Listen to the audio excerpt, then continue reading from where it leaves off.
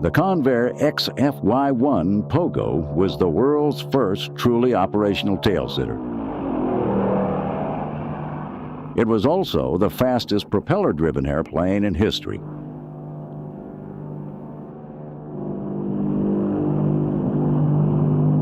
It was designed as a new breed of Navy fighter, a self-defense interceptor that could sit on the back of a ship and rise vertically to attack any threat.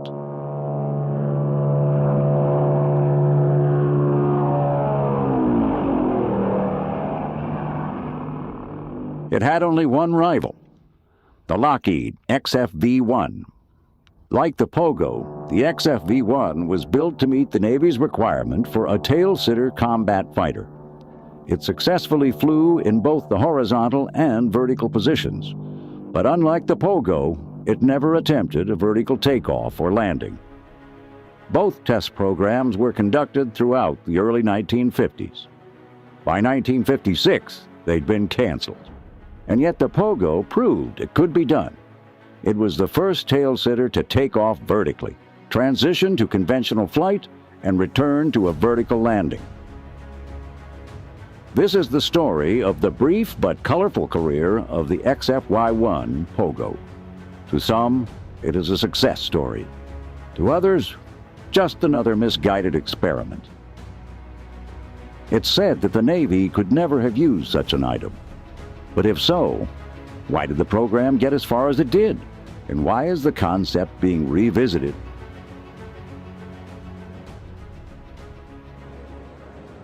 Naval aviation did not truly mature until after World War I.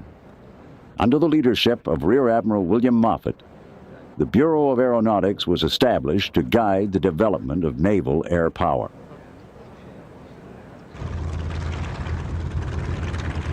The lessons learned in the First World War had shown that the fleet was best protected when in the presence of airborne guardians. Large flying boats with their heavy bomb loads proved a formidable defense against submarine attacks. The patrol flying boat would form the backbone of naval aviation, and as their range increased, they could extend the defense perimeter far off America's coastline. Flying boats clearly shared an affinity with the sea, but naval aviation was evolving. The Navy was looking for ways to tie aircraft closer to its ships. Small observation float planes were installed on vessels and launched by catapult. But a new kind of vessel would soon arrive, a new champion of naval warfare that would render these catapult planes obsolete. The single float plane that the Navy had, things like the Kingfisher and its predecessors, the SC that came along behind it, were all designed to be spotting airplanes for the big guns on the fleet, the cruisers and the battleships, to determine where the shot was falling and correcting any errors due to windage or whatever. They could say up so many yards or down so many yards or so many mils right or left, and they could correct it and get the shot spotted in on the target.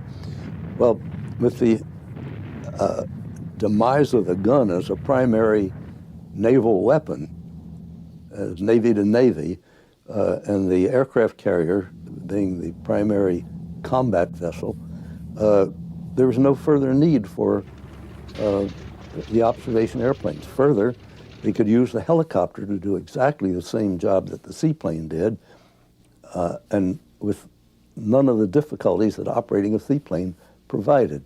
So the need for a seaplane or a float plane just stopped. It wasn't there anymore. The aircraft carrier was literally a floating airfield, a mobile air base with which the U.S. Navy could extend its reach further than ever imagined. Naval aviation was maturing rapidly, and as World War II approached, it appeared that controlling the seas would depend largely on controlling the skies above. The age of the carrier aircraft had arrived. After decisive victories like those of Midway and the Solomon Islands, it was clear the aircraft carrier had changed the face of modern naval warfare.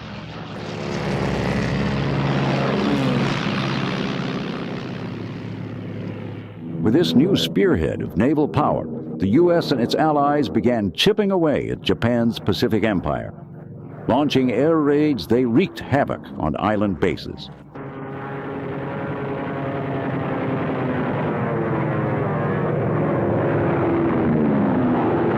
In desperation, Japan launched a last-ditch effort to thwart the advancing Allied forces, the kamikaze attack. Suicide planes filled with TNT were sent to hurl themselves into the decks of carriers. With a direct hit, the damage could be devastating. It was a sobering thought. If the carrier could be sunk, so could all its aircraft.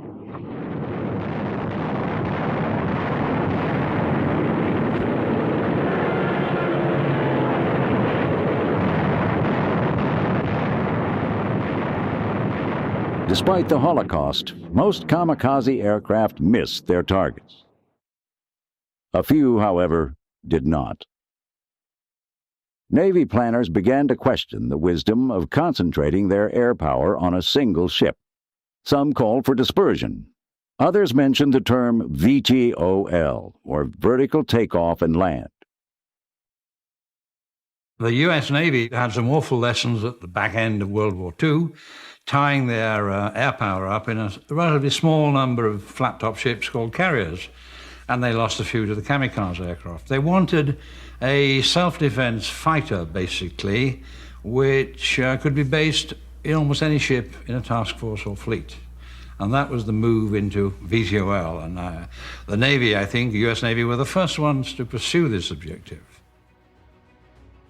However, the Navy was not the first to consider the use of VTOL aircraft. The Germans, toward the end of World War II, designed a tail-setter called the Focke-Wulf Triebflügel. A ramjet was mounted at the tip of each of its 3 mid-body wings, which would spin and lift the aircraft like helicopter rotors. The Triebflügel was built as a fighter that required no runway, and it was intended to attack Allied bombers, which had already decimated Germany's airfields. Once airborne, the German tail-setter would fly horizontally, although it was never determined exactly how the transition would be made. To land, the pilot who lay prone would have to look over his shoulder, through the rotors and exhaust to see the ground. It was an awkward position, to say the least. Still, the German design did recognize that only the most powerful of engines would be sufficient to lift an aircraft straight up into the air.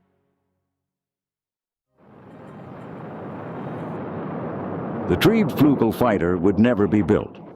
It would have come too late anyway. Germany had already been brought to its knees under the constant pounding of Allied bombers. High above Germany, Air Force pilots learned how fast airfields could be destroyed. The idea was catching on.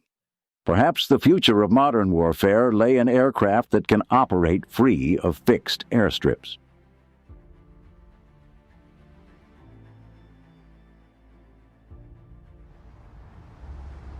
This is San Diego, California, as it looked just after World War II, cherished for its clear skies, warm climate, and coastal location. It is home to one of the largest U.S. naval bases, and it has always been a hotspot of aviation. It was also home to the Consolidated Vultee Aircraft Corporation, or Convair, which would build the first operational VTOL aircraft intended for the U.S. Navy. Here, during World War II, thousands of Liberator bombers and squadrons of long-range Catalina and Coronado flying boats had been built to help win victory for the Allies. Now, as America settled into the Cold War, Convair was building new aircraft, including the massive B-36 bomber, and new concepts were being developed. Under Project Hummingbird, the U.S. Navy had sponsored design studies for a VTOL fighter that could be installed on the backs of ships to protect naval convoys. In 1951, the Navy awarded Convair a contract to build such an aircraft. Captain Sid Sherby of the Navy's Fighter Design Desk was project officer for the test program. We had the same requirements for it that we had for our seagoing helicopters. It had to be able to take a certain amount of crosswind, certain amount of deck roll, and all that. And that pretty much determined what the footprint had to be for it when it was sitting this way.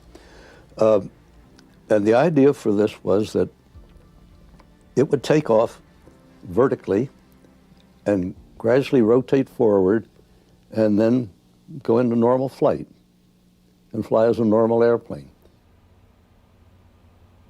To land, it would come back at reduced power, and you can go through this transition and go to hover and then back and land. So all you needed was a fairly clear spot on someplace on the ship where there wasn't rigging or things like that would have a big enough footprint for this thing to come, and here you had your own interceptor. The Navy contracted only one other company to develop a VTOL fighter, Lockheed. Both companies' designs would be built around the Allison T-40 turboprop engine, but Convair appeared to be one step ahead of the game. From the start, Convair elected to operate its experimental aircraft in the VTOL mode. For this reason, it received the first vertically running T-40 engine, which drove two contra-rotating propellers. The wing was a delta. This design concept would prove essential to making successful transitions between vertical and horizontal flight. At Moffett Field, California, the old rigid airship Hangar No. 1 was selected for what was officially called vertical taxi trials. From its 195-foot-high ceiling, Convair engineers dangled an enormous tether cable that was to be attached to the aircraft's nose. Once secured to the safety rig, the aircraft could rise to at least 100 feet and literally fly inside the enormous hangar. On April 29, 1954, the aircraft made its first tethered flight. By now it had a nickname, Pogo Stick, so dubbed for its ability to jump straight into the air. The Pogo's T-40 engine was actually two T-38 turboprops married into a single gearbox. It produced over 5,800 horsepower, and every bit was needed to pull the aircraft straight up by its nose. The cable rig installed above the propellers could either lift the Pogo up or slack off to let it back down. At the time, the team was unaware that the huge props were recirculating the air within the hangar. This caused terrific turbulence and often loss of control.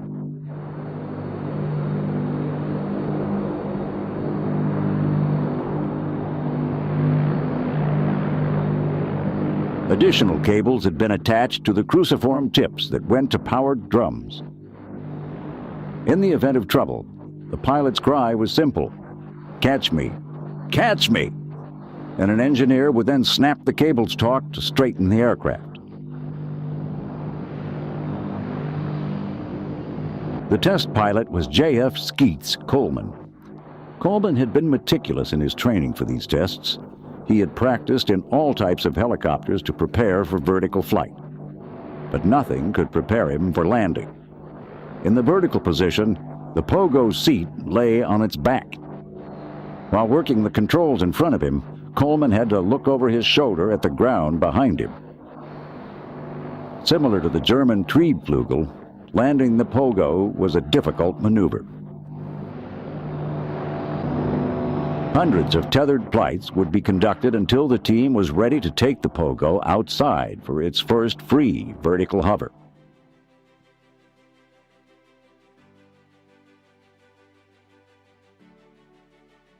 Outdoors, the Pogo could fly without the ill effects of the hangar turbulence, but it would also be without the security of the safety tether rig.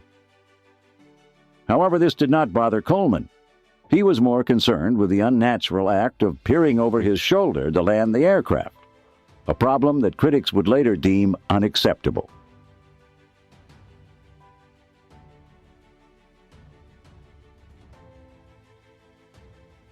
In November of 1953, Lockheed rolled out its VTOL experimental aircraft at Edwards Air Force Base for preliminary taxi trials. It was called the XFV-1.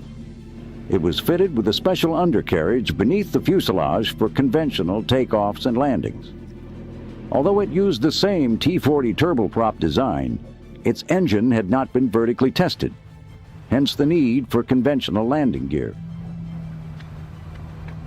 The test pilot, Herman Salmon, was widely admired among test pilots, who knew him as simply Fish, and the XFV-1 would in turn be dubbed the Salmon, in tribute to its colorful pilot. Like the Pogo, the XFV-1 was designed as a tail-sitter, but its footprint was considerably smaller. The most obvious difference was in the wing design. Lockheed's aircraft sported stubby, straight wings, like those installed in the XF-104 Starfighter. The Pogo's larger delta wing was a Convair trademark. Its wingtips, in combination with the dorsal and ventral fins, made for a much wider and more stable footprint, especially for an aircraft that was going to be perched on the back of a rolling ship.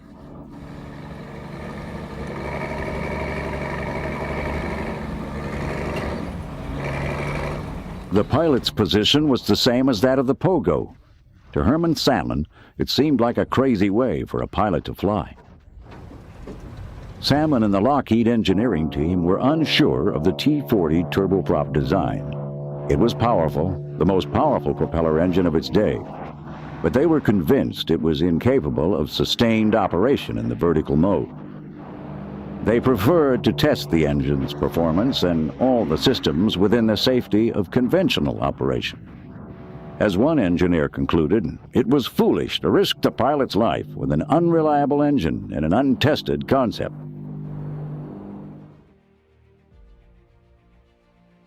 Convair, on the other hand, was prepared to go all the way. On August 1st, 1954, outside the old airship hangar at Moffett Field, the Pogo engineering team prepared the aircraft for its first free vertical hover. The first of many defining moments for the aircraft and its pilot. The test had been scheduled for the early morning, for lower temperature and no wind conditions. In the tethered flight tests, the Pogo's engine had demonstrated power loss with rising ambient temperatures. Skeets Coleman, however, was more than confident. He had had a lot of practice mastering the Pogo's vertical handling capabilities inside the hangar. 60 hours of tethered flights, he thought, should be more than enough. Still, there must have been tension in the air. Not just for Coleman, but for everyone tied to the project. Convair executives, Navy brass, and of course the press were all going to be there to see if Pogo could truly fly. Not since the German Triebflügel had an aircraft been designed with engine thrust that exceeded the weight of the aircraft. Indeed, the Pogo's T-40 was pure muscle.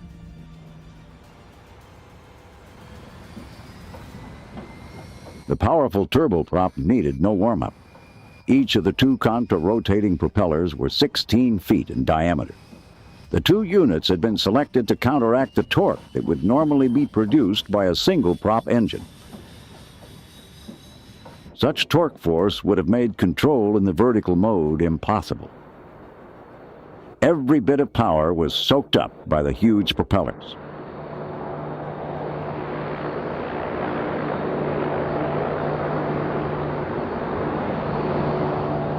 As soon as the turbine could be brought up to speed, the aircraft was ready for takeoff.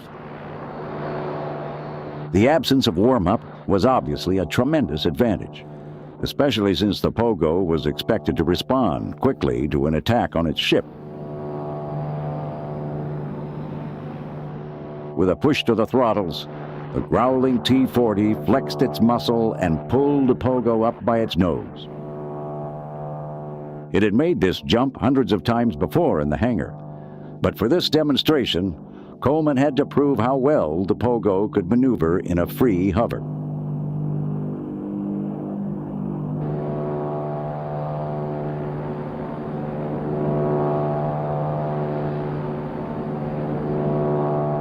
In hover, the Pogo responded neither like an airplane nor a helicopter.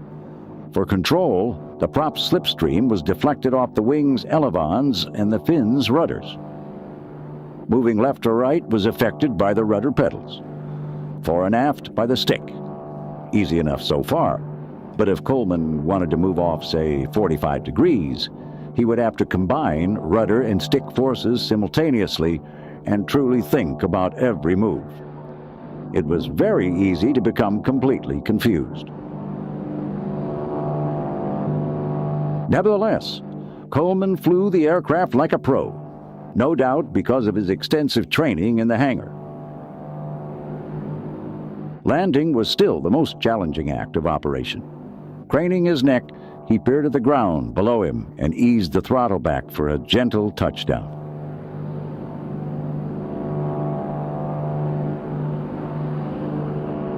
A howling success.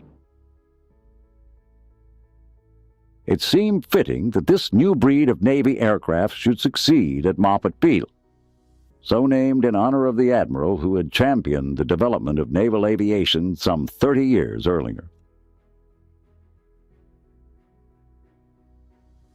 There was kudos for all, especially Skeets Coleman.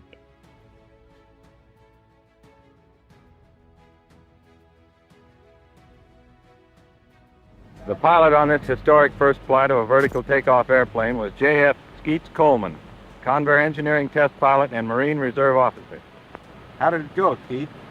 Went swell, Dick. It was just the way we expected it. Of course, we didn't try to do too much, but everything went along fine. I noticed that the operation was pretty much just straight up, straight down. Do you think you could have done more today?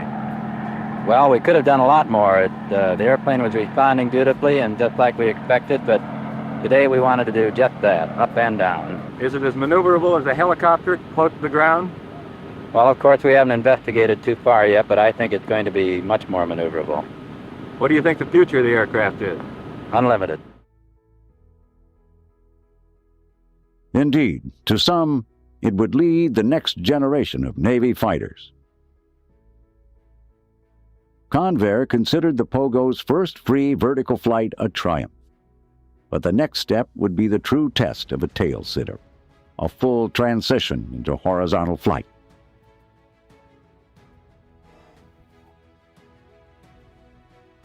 The sole virtue of a tail-sitter, or any vertical takeoff aircraft, is that it doesn't need a runway. It can take off from virtually anywhere. It was thus necessary to build a ground transporter for the Pogo. If it could take off anywhere, something had to be designed to take it there. Convair engineers produced this special vehicle that could cradle the Pogo without harming the ventral fin, then transport it, and with hydraulics, lift the aircraft into the vertical launch position.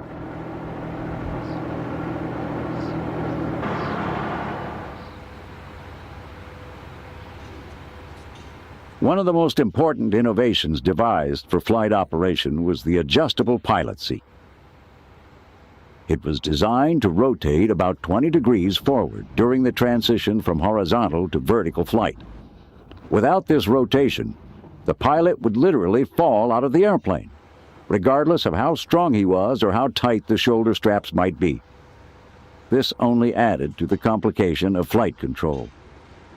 As Coleman would soon learn, making the transition for vertical landings would be more difficult than anticipated.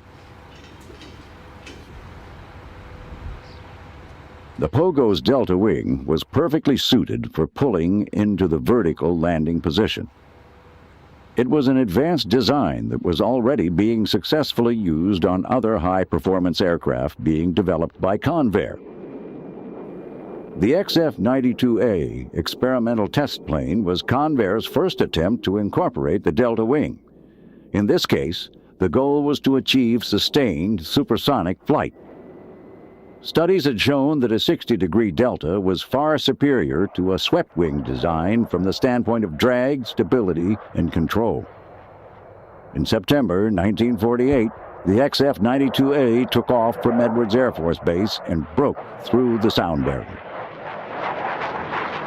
The world's first powered Delta was a success, and Convair would build Delta Wing fighters into the 1960s.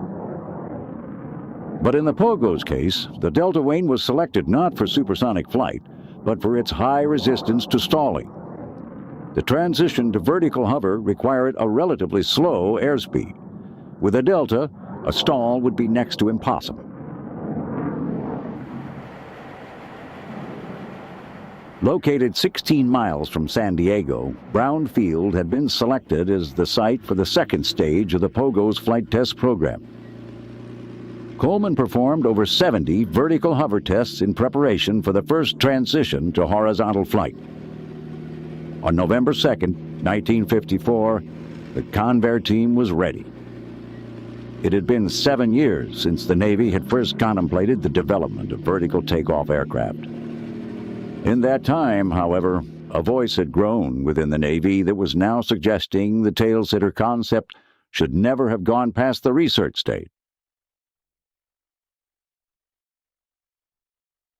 Despite the outspoken critics, it was of no concern to Coleman.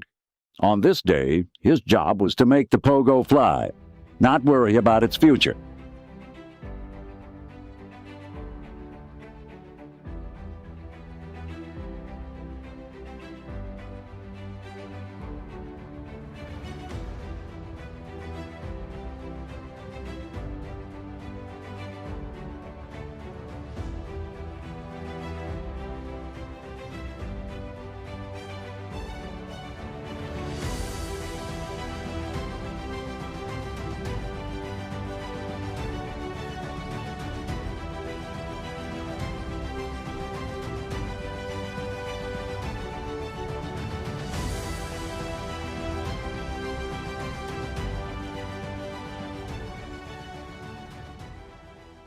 Coleman believed that the initial transition to horizontal flight would not be difficult.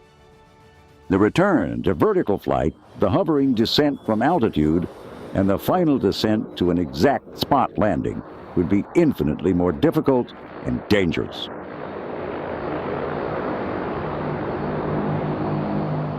As usual, the liftoff was flawless. By now, taking off was second nature to Coleman. And the transition, this too was executed masterfully with a smooth application of power and a gentle pushover. There was no more than 50 feet under the ventral fin during the whole graceful maneuver.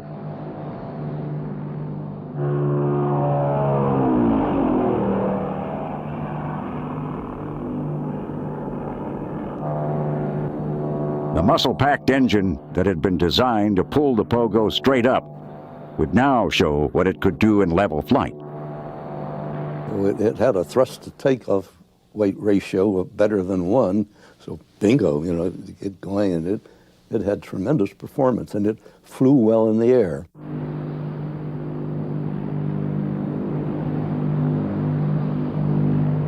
The Pogo could fly at nearly 600 miles per hour. It had no drag devices, no speed brakes. Even at flight idle, it was too fast for the AD-5 chase plane. Using all of its 2,500 horsepower engine, the chase plane just could not keep up. The Pogo was both the slowest and the fastest propeller-driven aircraft in history. Proposed armament for the Pogo comprised 4 20mm cannons and wingtip pods, or 48 folding fin rockets. The initial concept called for deploying these tail-sitters on the backs of various ships of the task force. Once a radar threat was known, they would be launched from their ships and guided into the attackers. Like a mobile aerial picket line, the Pogos would then engage the attackers until carrier aircraft could arrive. Indeed, that was the theory behind the VTOL fighter. But theories often look better on paper than they do in real life. Still, the Pogo was showing more promise than its rival. Lockheed's tail-sitter was not performing as well as Convair's Pogo. The XFV had been flying more than the Pogo, but no vertical takeoffs or landings were being attempted. Instead, horizontal and vertical transitions were all done at altitude. The short, stubby, straight wings proved problematic. When transitioning from horizontal to vertical flight, the XFV was unstable. Herman Salmon, the pilot, remarked that in a shallow transition at about 30 degrees, the aircraft would want to roll and become quite unmanageable. The aircraft would stall until finally, at about 80 degrees, when almost vertical, it would be easy to handle again. While it could make the transitions, it had a harder time making them.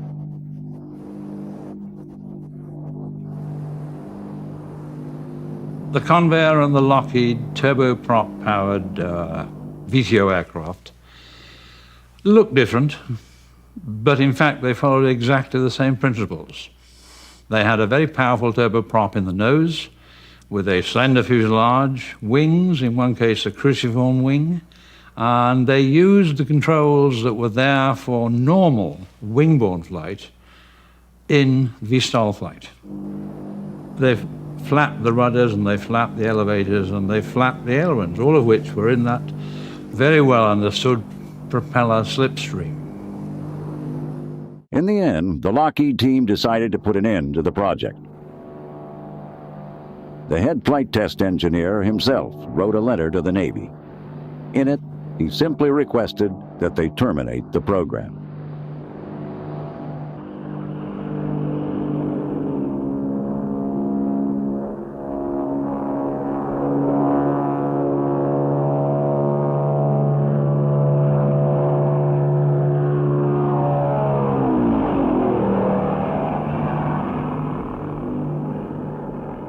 After some 20 minutes of conventional flight time, Skeets Coleman was ready for the moment of truth.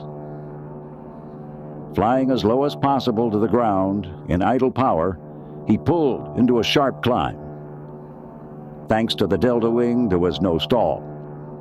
At the peak of the climb, Coleman applied power just enough to acquire vertical hover. Going straight up required 3 different configuration changes at the same time. The seat had to be rotated up, the trim adjusted, and power applied. For the descent, Coleman then had to ease the throttle back and redirect his attention from the instrument panel to the ground below. Looking down, back over his shoulder, he had to keep his eyes on the tarmac until touchdown.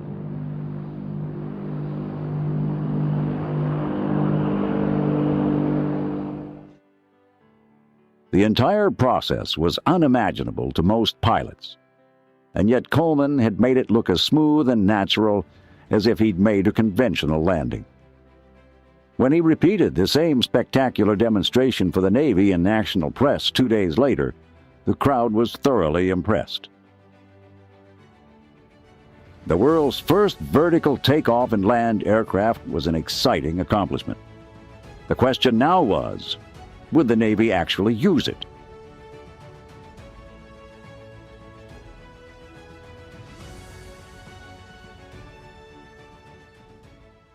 It takes off straight up. It flies level at over 500 miles per hour. The first man in history to fly the Navy's new XFY-1 fighter plane, designed by Convair, is Convair test pilot J.F. Skeets Coleman, a man who smokes for the pure pleasure of smoking. The U.S. Navy, by 1954, was beginning to reevaluate the VTOL program. The skeptics insisted that what the Navy intended was unrealistic, and the tail-sitter concept terminally flawed. True, they conceded the Pogo was an impressive machine, and yes, it was successful in flight tests. But as a convoy fighter, real-life operation was a different matter. All these tests took place in clear weather. Nice bright skies, sunshine, and the rest of it. Whereas what the Navy were really after was an aircraft that could operate from a ship in pitch and roll in rough seas and bad visibility. And they never hacked that one. It wasn't an inviting prospect, I should say, as well.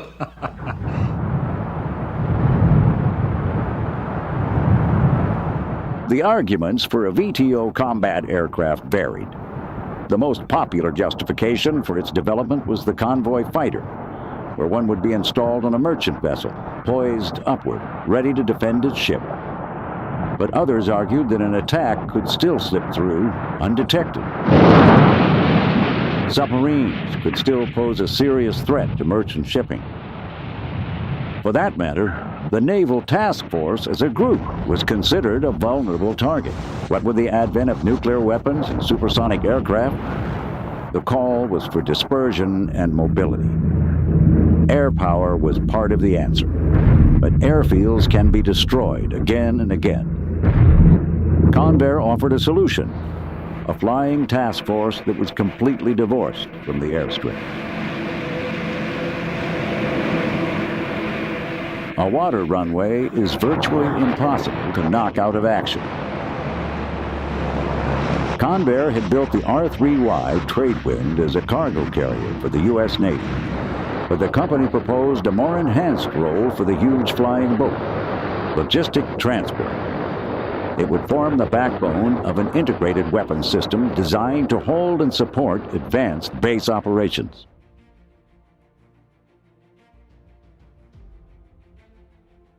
The concept was called the Mobile Base System, and it was comprised of aircraft that could operate free of fixed installations. Here, Convair demonstrates how the enormous hull of the R3Y could be filled with assault troops, vehicles, and machinery. Like an amphibious invasion, these flying boats would be sent to supplement the carrier strike force by securing an advanced base.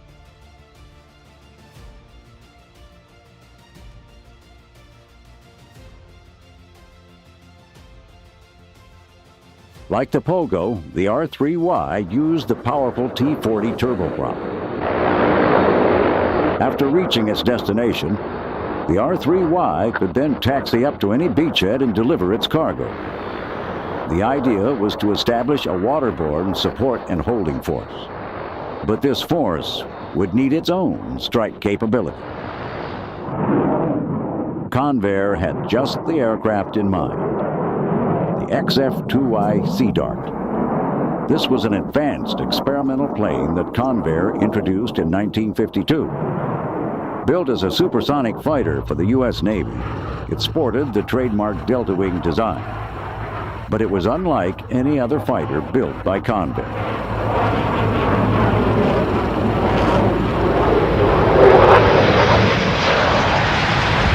Extending two hydroskis beneath its streamlined fuselage, the Sea Dart was able to land on water. It was the world's first and only supersonic seaplane, and it seemed ideally suited for Convair's proposed mobile base concept. It was a forward strike aircraft that needed no fixed runway. Under this mobile base system, the beachhead could be dispersed over many miles of coastline, not concentrated on a heavily defended airstrip location. Costly amphibious landings would be unnecessary, and to protect the advancing troops, the third component of this integrated weapon system, the XFY Pogo. It was no seaplane, but it could operate without an airstrip. For tactical close-air ground support, the Pogo was a necessary ingredient to the operation of an effective mobile base system. Clearly, Convair argued, the Pogo showed potential far beyond its convoy fighter role. In theory, it was an intriguing concept, but in actuality, the mobile base system drew little support within the Navy. Things that they talked about were largely possible. But whether they were the actual best ways to do things or not, I don't know. History hasn't, I don't think, either condemned it or validated it one way or the other. The R3Y would join the Navy in 1956 as part of the Naval Air Transport Service. Restricted to hauling cargo across the Pacific Ocean, it was never integrated into a mobile base system. In fact, the flying boat in general was already fading from naval aviation. The Sea Dart remained as an experimental aircraft, but would never join the Navy. By 1957, the test program was canceled.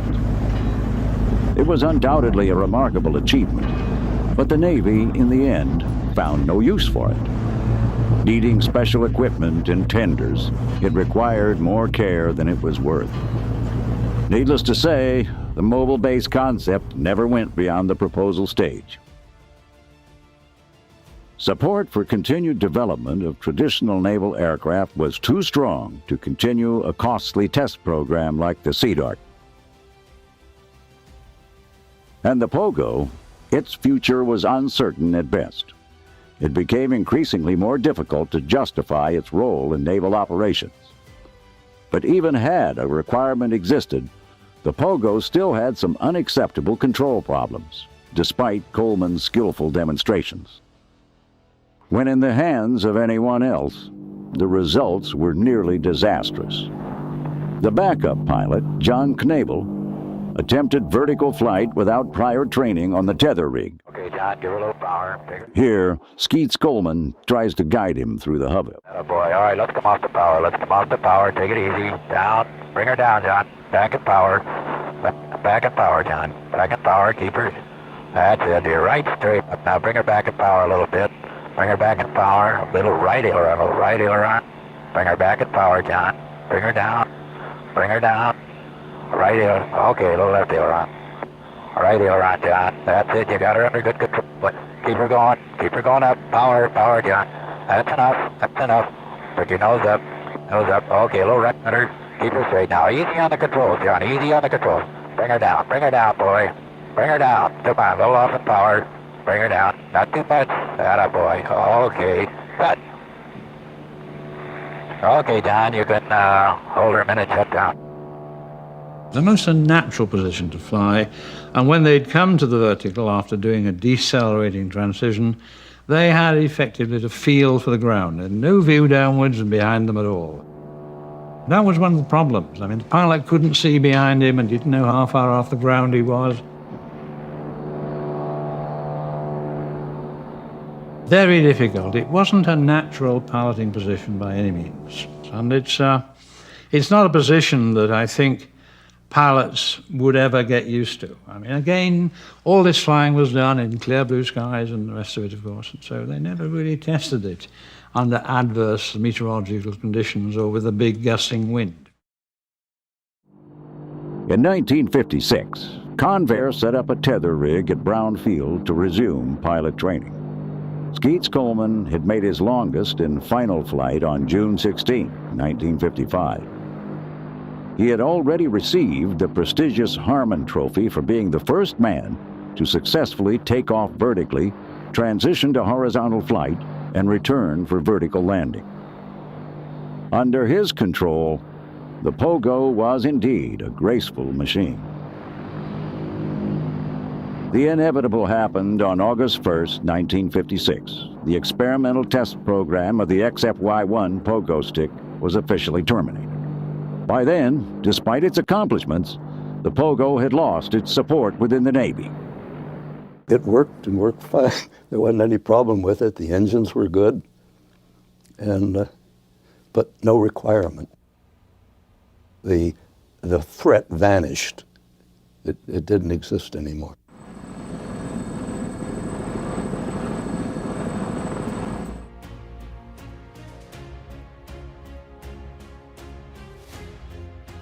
Since the birth of seaplanes, naval aviation has adapted to the changing face of modern warfare. The Pogo was conceived for a specific need, but that need had faded before the aircraft could be perfected.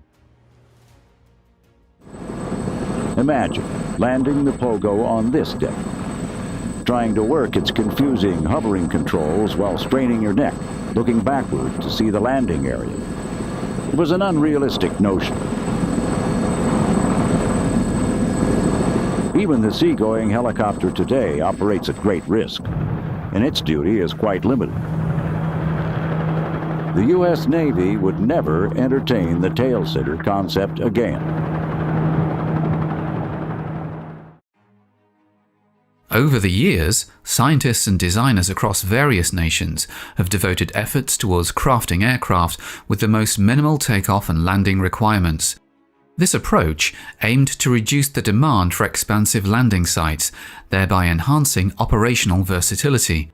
However, achieving such benefits posed significant challenges, prompting aircraft manufacturers to seek unconventional technical solutions. Among the pioneering aircraft to successfully demonstrate shortened takeoff and landing capabilities was the Ryan VZ-3 Vertiplane. In the 1950s, American company Ryan Aeronautical embarked on the development of innovative aviation technologies aimed at improving these crucial flight characteristics. Leveraging a combination of established and novel technical solutions, the company aimed to produce an experimental aircraft meeting the desired specifications.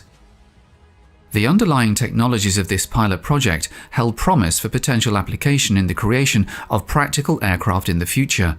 First of all, such a technique could interest the Army. To reduce the takeoff distance or to ensure vertical ascent into the air, different methods and designs of the aircraft can be used. In their new project, the designers at Ryan decided to apply the technology of deflecting the airflow. The wing of the aircraft of the new model was to be equipped with developed flaps of a large size that could have a significant impact on the movement of air, changing its direction and creating additional thrust. To test the original proposal in practice needed the help of a specialized experimental aircraft. The new project was assigned the working corporate designation Ryan Model 92. Following the expressed interest of the US Army in its development, a new designation emerged, VZ-3, along with the fitting name Vertiplane. Over time, the military designation of the project was further supplemented with new letters, VZ-3RY, under which it gained widespread recognition. The objective of the Vertiplane project was to construct an experimental aircraft capable of vertical or shortened takeoff and landing.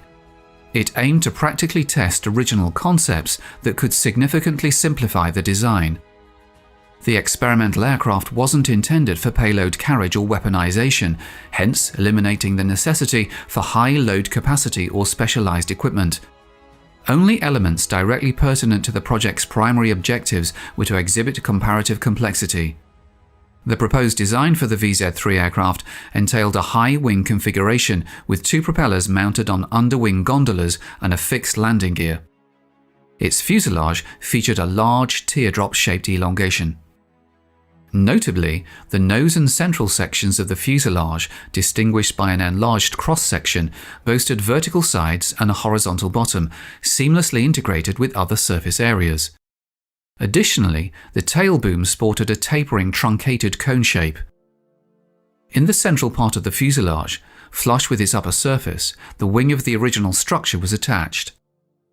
On the tail, it was planned to install a T-shaped tail unit with a small keel sweep and a rectangular stabilizer. The nose of the fuselage accommodated the cockpit for a single pilot.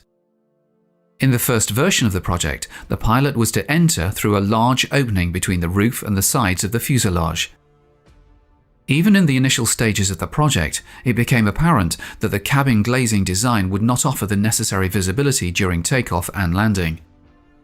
Consequently, an additional window with glazing was incorporated into the bottom of the nose fairing, enabling the pilot to maintain visual contact with the runway. The primary innovation of the Ryan VZ-3 project lay in its unconventional wing design, featuring elaborate mechanization directly influencing the aircraft's key characteristics. The proposal involved installing a rectangular-shaped high-placed wing in the central part of the fuselage. Despite its relatively modest elongation, other design features compensated effectively for this limitation. Notably, the wing boasted a substantial profile thickness. Two small-sized gondolas housing gearboxes and propeller shafts were positioned beneath the wing. These gondolas featured large trapezoid-shaped combs aimed at mitigating airflow overflow and preventing it from exceeding prescribed limits. The experimental aircraft's wing featured sizable retractable flaps, comparable in area to the wing itself. To enhance takeoff and landing performance, these flaps could extend from the wing and tilt backwards, assuming a position close to vertical. Additionally, the wing, flaps and tip ridges formed a box-shaped system designed to significantly influence aerodynamics and effectively redistribute airflow. It was due to the redistribution of the flow and the direction of the air downwards that we're supposed to get a shortened or even vertical takeoff. The experimental aircraft received an unusual power plant equipped with 2 propellers. The Avco Lycoming T-53L1 turboshaft helicopter engine with a power output of 1,000 horsepower was situated in the rear fuselage. Air intake was facilitated through a bottom-mounted intake device and an internal channel of minimal length, while fuel was sourced from built-in tanks. A shaft positioned in front of the engine transmitted power to the central gearbox, which in turn distributed torque to 2 shafts running parallel to the wing spars. Subsequently, power was transferred to the propellers through a series of gears. 3 bladed propellers were affixed to the shafts emerging from the underwing gondolas, allowing for the gondolas to maintain a minimal size.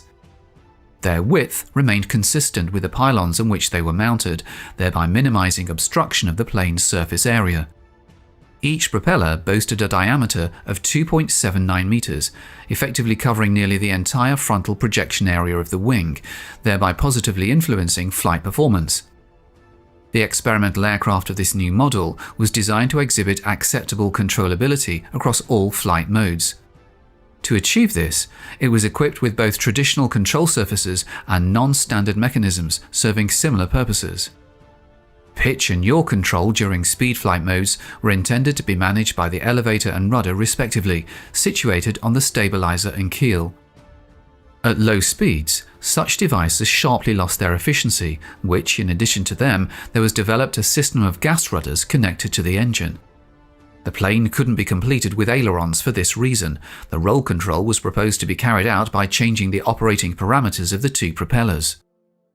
An increase in the thrust of one of the screws caused the corresponding plane to rise upwards under the action of the increased lift force and thus led to a change in roll. The initial version of the Ryan VZ-3 Vertiplane project featured a 3-point chassis with a tailwheel. The primary supports of this chassis comprised 3 tubes of varying lengths with wheels situated beneath the central fuselage section. A tail skid was positioned at the rear. Due to the aircraft's aim for minimal takeoff weight, provisions for retracting the chassis were not included. The dimensions of the first version of the aircraft were as follows: length 8.3 meters, wingspan 7.14 meters, height 3.25 meters. The normal takeoff weight was set at 1,180 kilograms, with the aircraft designed to be operated by a single pilot located in the forward cabin. The restricted takeoff weight constrained fuel capacity, with high speed and extended range not being primary project objectives. Instead, the focus was on achieving favorable takeoff and landing characteristics. The pilot project was completed in 1957, and by early the following year, the first prototype underwent testing. On February the 7th, it was transported to the airport for ground tests, which preceded its inaugural flight.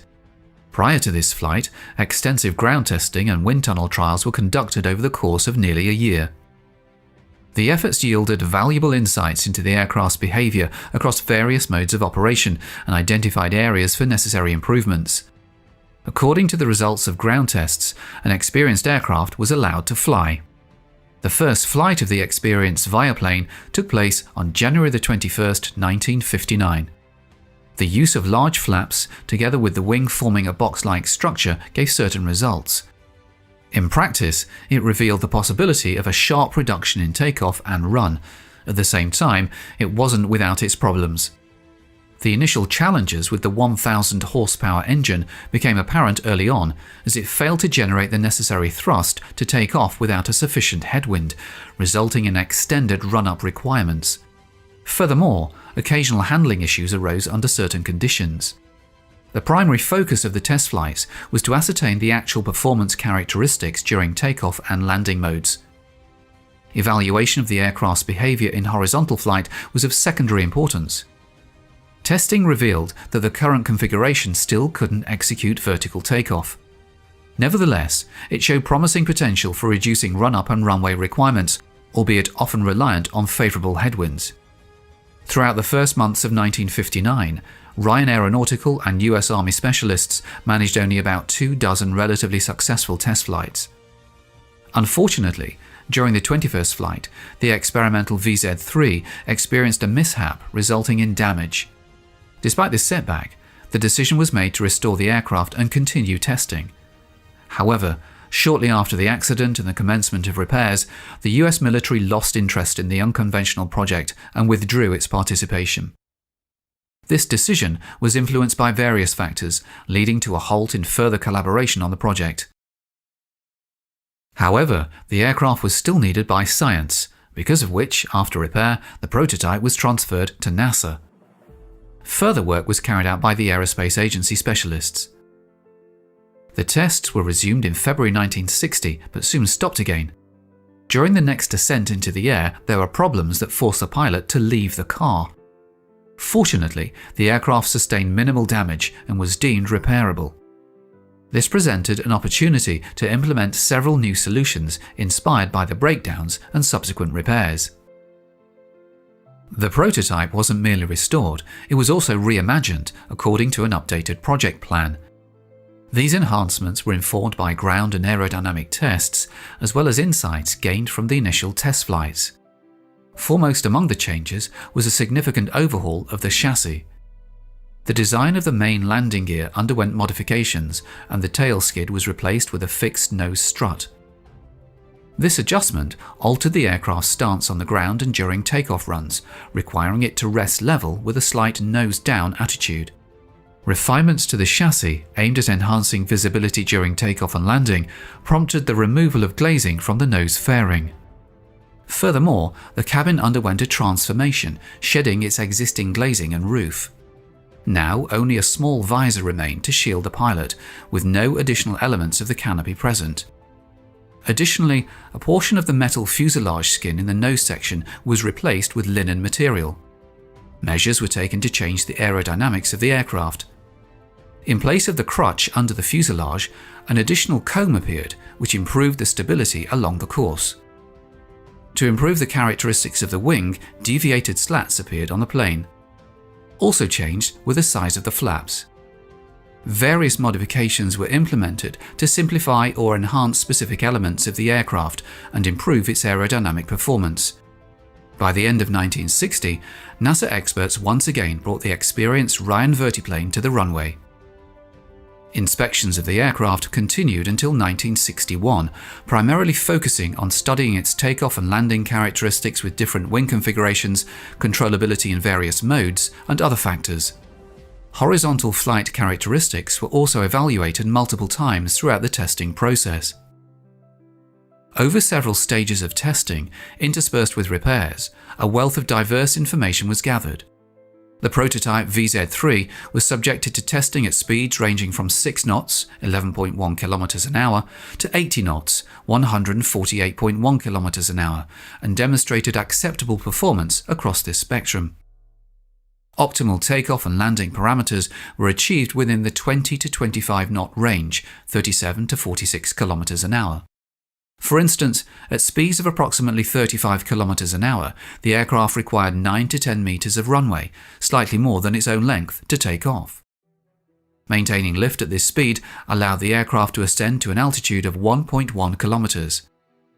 Early in the testing phase, pilots encountered the phenomenon known as ground effect. At altitudes below 5 meters, air currents reflecting off the ground began to adversely affect the operation of the propellers and wing, reducing their efficiency. Additionally, aircraft stability diminished, potentially resulting in an uncontrolled dive and subsequent crash. Incorrect use of gas rudders exacerbated these risks during such conditions. The negative impact of the underlying surface particularly hampered the implementation of the landing. Nevertheless, recommendations were soon formed on the optimal modes of descent and touching the ground. To avoid loss of control and fall, the pilot on landing, dropping below 15 feet 5 meters, had to withstand speeds of around 20 knots. Maintaining a descent angle of several degrees was crucial during landing.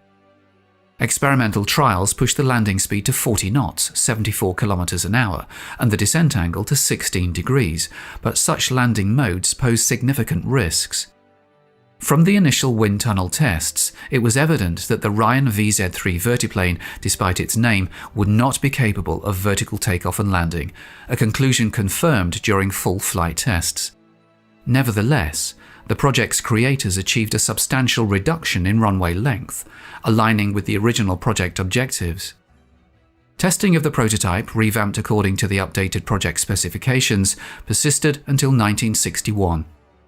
Following their conclusion, American experts meticulously analyzed the amassed data, producing numerous reports and scientific works. This comprehensive study spanned several years, shedding light on various aspects of the aircraft's performance. By this time, the prototype had been relegated to storage, with little hope of resuming flights. Indeed, after 1961, the experienced VZ-3 never took to the skies again. After all of the required research and scientific work was completed, the car was decommissioned as superfluous. Unlike some other unique examples of aviation technology, the only VT plane was not dismantled for metal. The aircraft was handed over to the Army Aviation Museum, Fort Rucker, Alabama, where it remains to this day. It's worth noting that the prototype Ryan Model 92 VZ-3 vertiplane wasn't the sole platform dedicated to testing and refining innovative concepts aimed at enhancing aircraft takeoff and landing capabilities. Throughout the 1950s, numerous similar-purpose aircraft were developed and tested by several other US aircraft manufacturers. Like the VZ-3, these aircraft merit separate examination and review for their contributions to advancing aviation technology in this regard.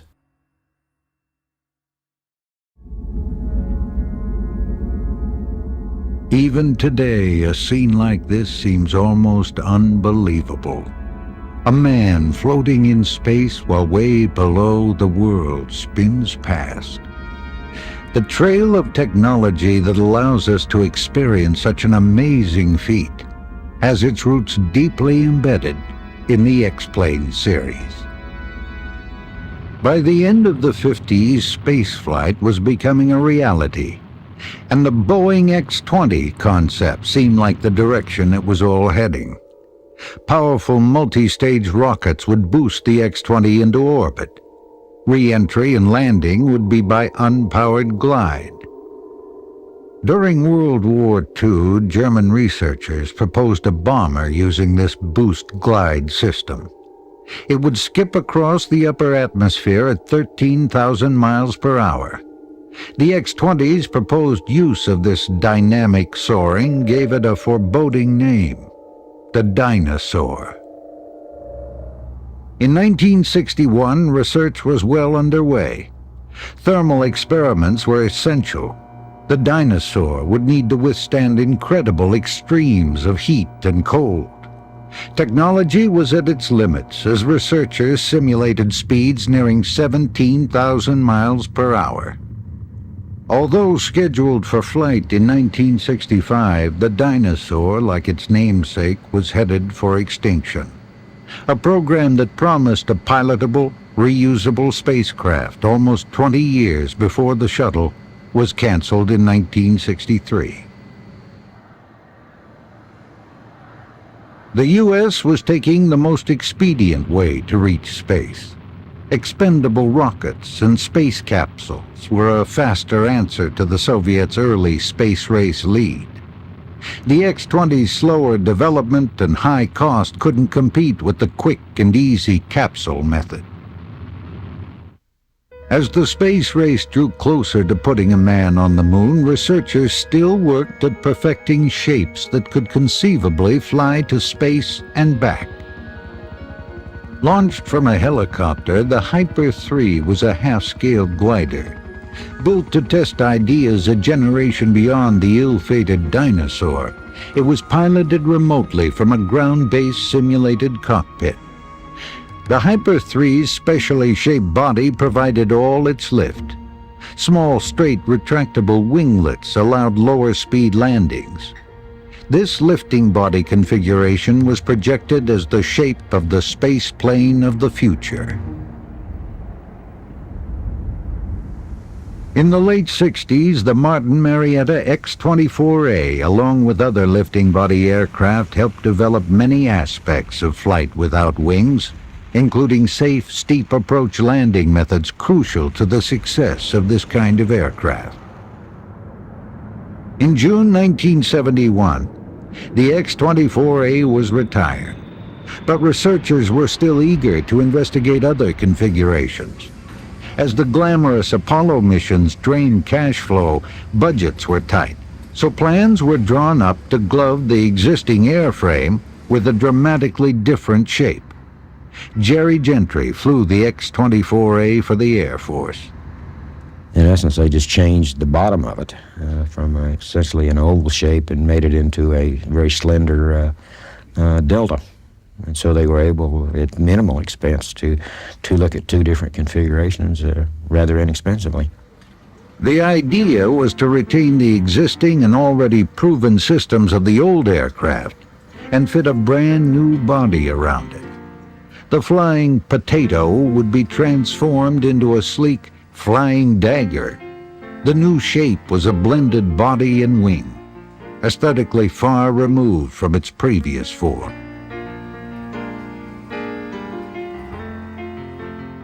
Stunningly transformed, the new X-24B rolled out of Martin Marietta's Denver facility on October 11, 1972, 10 months after the A-model shell was delivered. Extensively modified, it had grown 15 feet longer.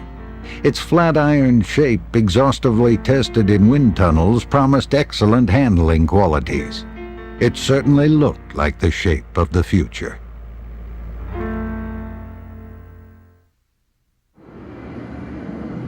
The X-24B was designed to be air-launched.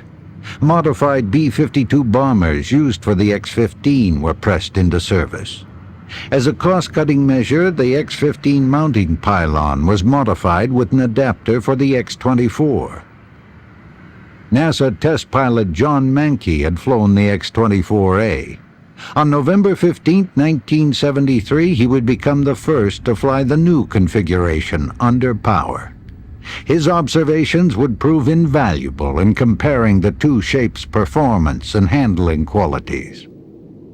The rocket power plant was the same trusty XLR-11 type that had pushed the X-1 through the sound barrier 26 years before.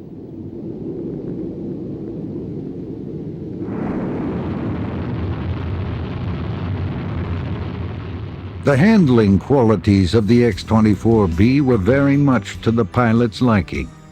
The double delta shape gave 2 times the lift and 3 times the maneuverability of the old configuration. The feel was more like a fighter, more responsive and flyable than the pure lifting body of the X-24A.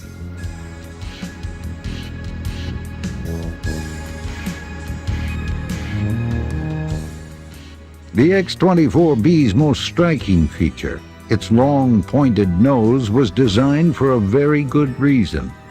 It was found that the rounded stubby nose of the earlier form, although desirable to combat re-entry heating, was a handicap at lower speeds.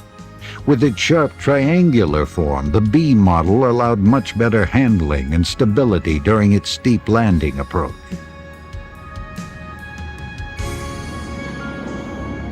By August 1975, the Space Shuttle project was well underway, drawing many ideas from the X-24B. The huge flat dry lake runways at Edwards were invaluable, but the shuttle needed verification that the proposed steep power-off landing method could be accomplished on a conventional runway. The X-24B showed that it could make accurate and safe landings on concrete.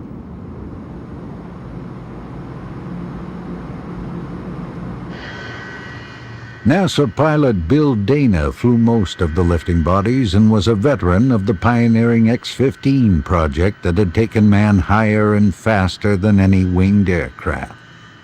He found the X-24B different in many ways, but familiar in others. It was a very benign flight compared to an X-15 flight, but the approach and landing were identical in the two airplanes. A steep power-off landing with the landing gear coming down very late in the flight. And in that aspect, why the X-24 was very similar to the X-15. Dana's first X-24B flight had taken place early in September 1975. The little craft had easily pushed up to Mach 1.5 and reached 71,000 feet. By that time, the 24B had already proved itself a much greater performer than the X-24A. In May 1975, John Mankey had taken the X-24B to its highest altitude of 74,130 feet. The previous year, U.S. Air Force pilot Colonel Michael Love had clocked a speed of Mach 1.76, or 1,163 miles per hour. Bill Dana's second flight was the X-24B's final powered flight. As the XLR-11 rocket engine shut down, Dana had just pushed the little bird into supersonic flight.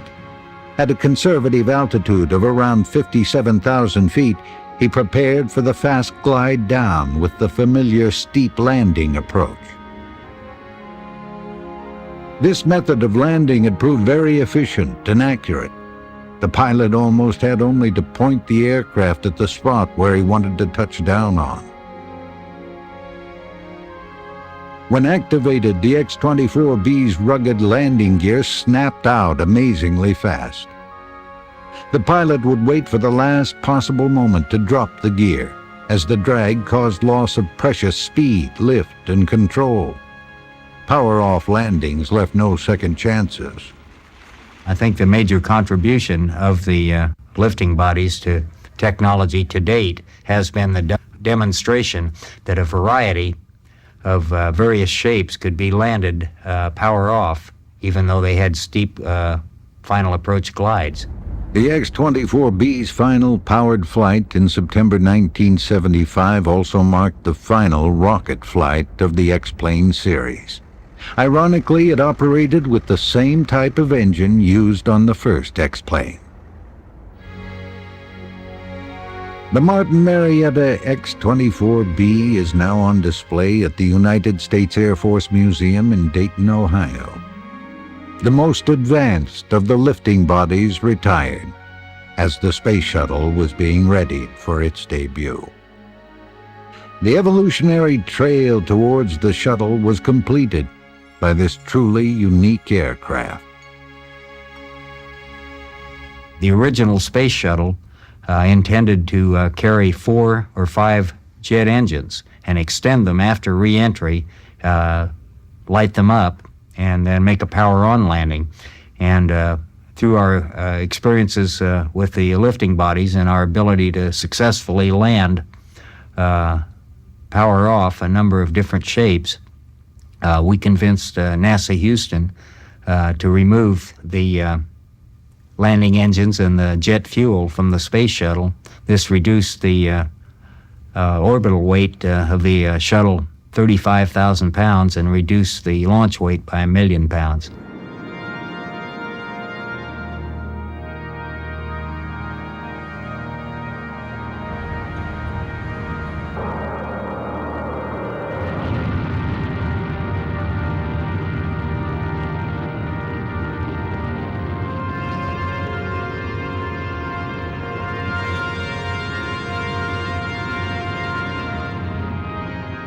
The orbiting shuttle is in some way the realization of the X-20 dinosaur. Boosted into orbit like the Apollo capsules by jettisoned rockets, the shuttle is a pilotable, reusable system. Thanks to the invaluable data provided by the lifting bodies, it can make a controlled, gliding re-entry and descend to a safe pinpoint landing anywhere on Earth. However, the lifting bodies may still have a lot to offer the next step beyond the shuttle.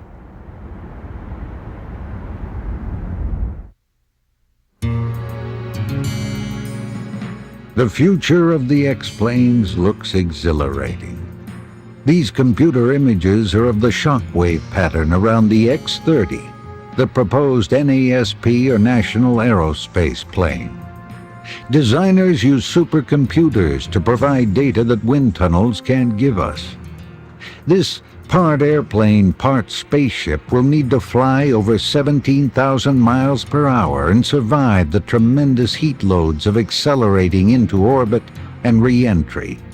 New materials with greater heat resistance, lighter weight, and greater strength will also need to survive the extremes of ultra-cold.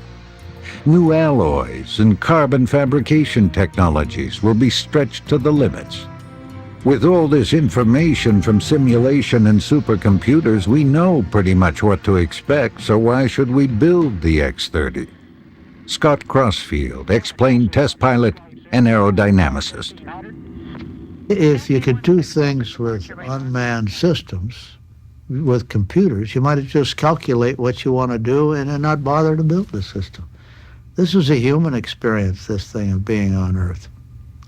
The Russians saw the backside of the moon first, but we had a man on there first. And the strides that we took in the technology understanding the moon are orders of magnitude more than they learned just by flying around the backside of it, or with the unmanned systems that land on the moon. NASA and the Department of Defense have been exploring hypersonic technologies for years. Each X-plane can almost be seen as a building block of knowledge working towards the X-30.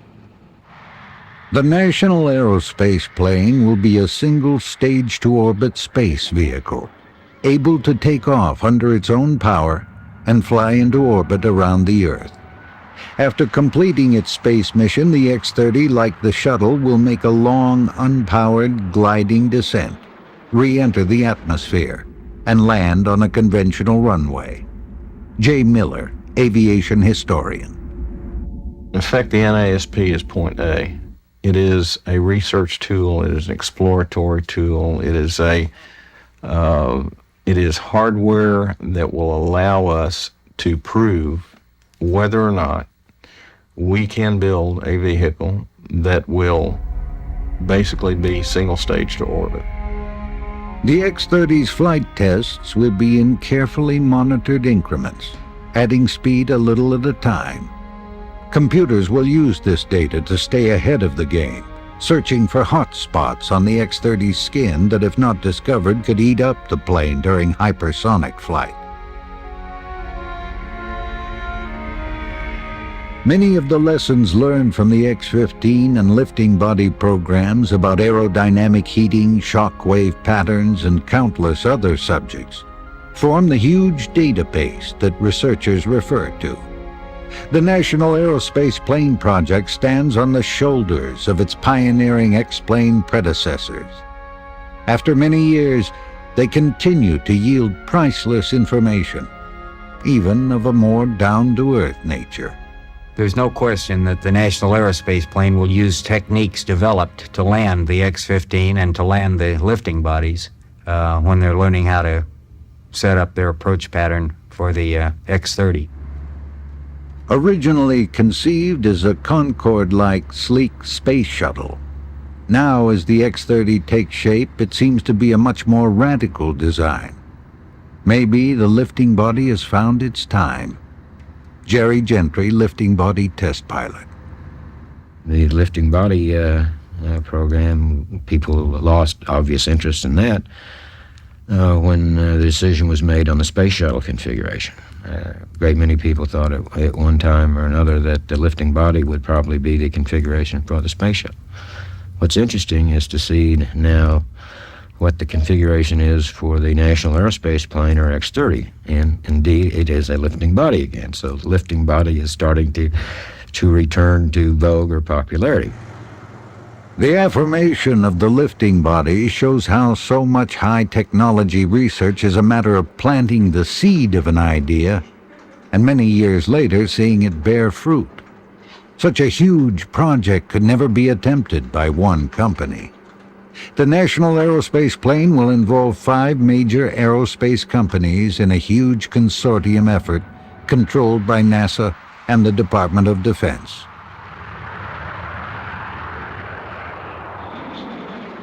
The difficulty lies that when you're trying to build a single-stage-to-orbit vehicle, you're looking at a very expensive platform, particularly when you're talking about a limited production vehicle. I mean, they're not going to build but maybe 2 or 3 of these aircraft. And they are strictly research vehicles to prove certain points, to achieve certain performance objectives.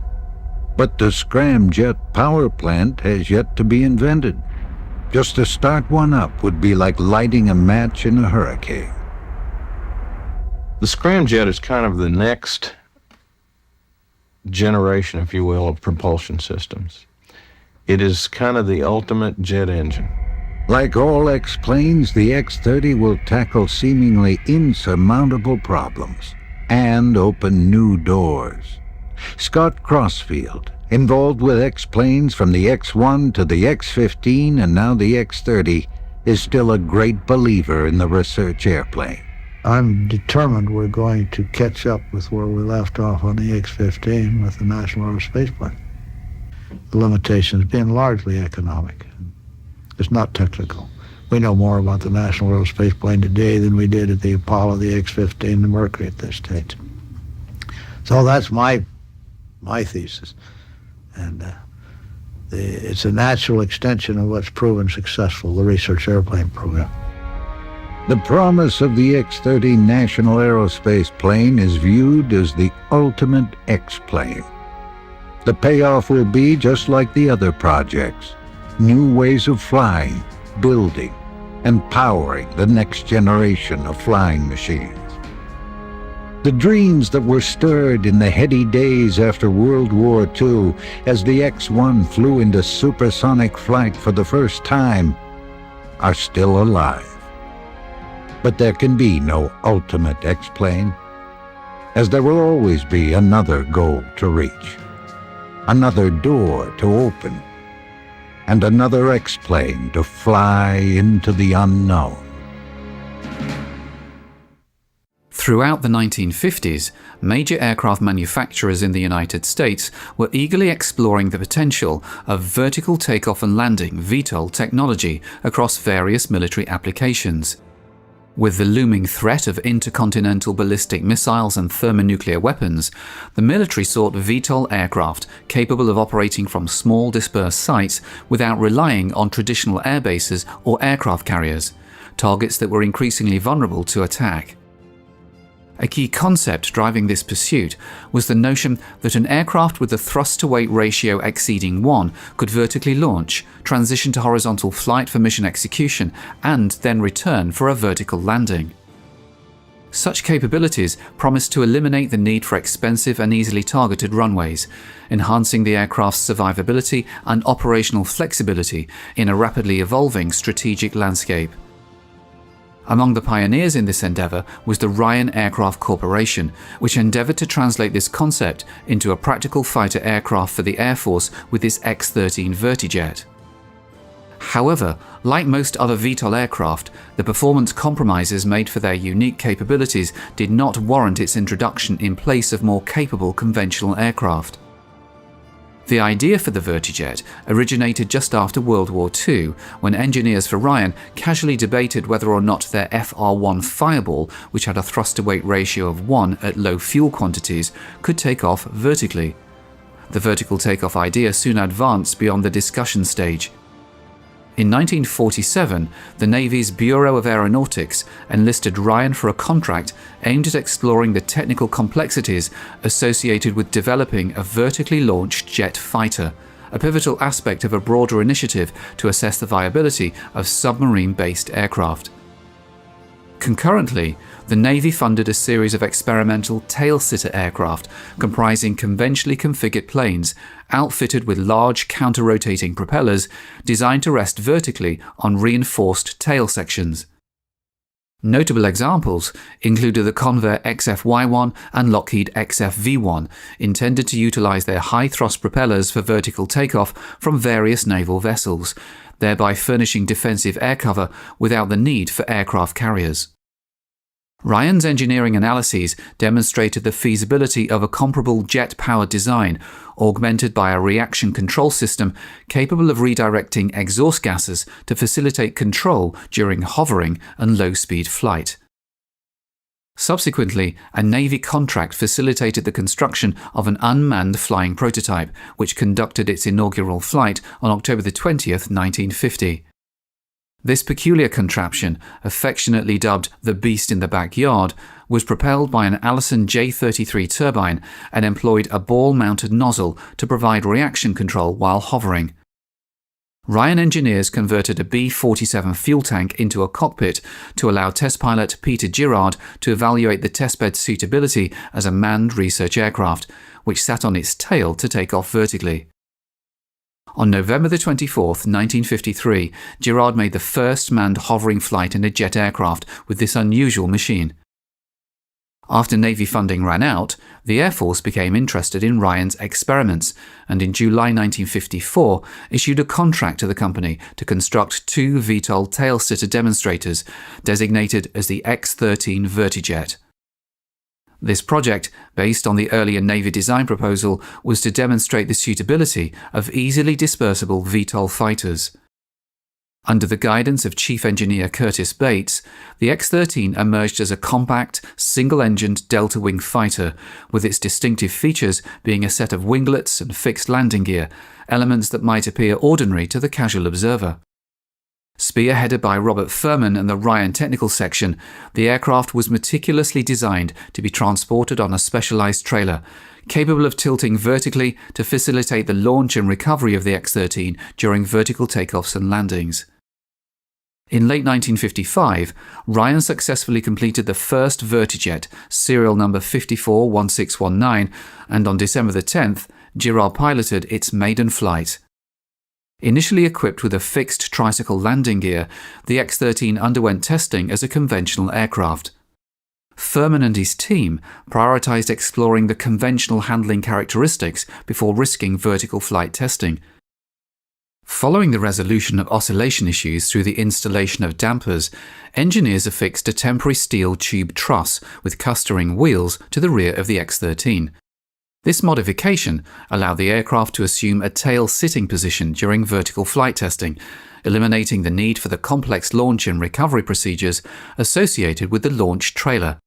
Pete Girard made the first vertical takeoff and landing on May 28, 1956. On the same day, the second X-13 made its first flight. The aircraft was agile and responsive in conventional flight.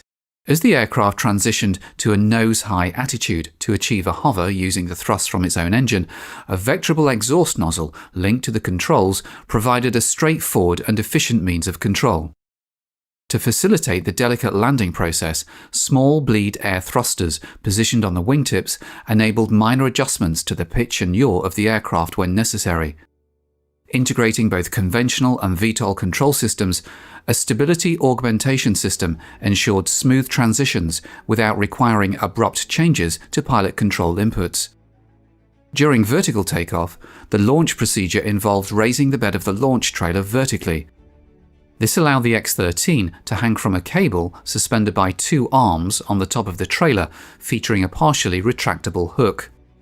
For vertical operations, flat bumpers replaced each of the main wheels on the fixed landing gear, preventing damage to the fuselage underside if it swung into the trailer bed, thereby facilitating transportation. Subsequently, the pilot would increase throttle until the hook lifted off the launch cable, then maneuver away from the trailer and accelerate vertically, smoothly transitioning to conventional flight. However, vertical landings posed greater challenges and were perhaps the most impractical aspect of the Vertijet concept.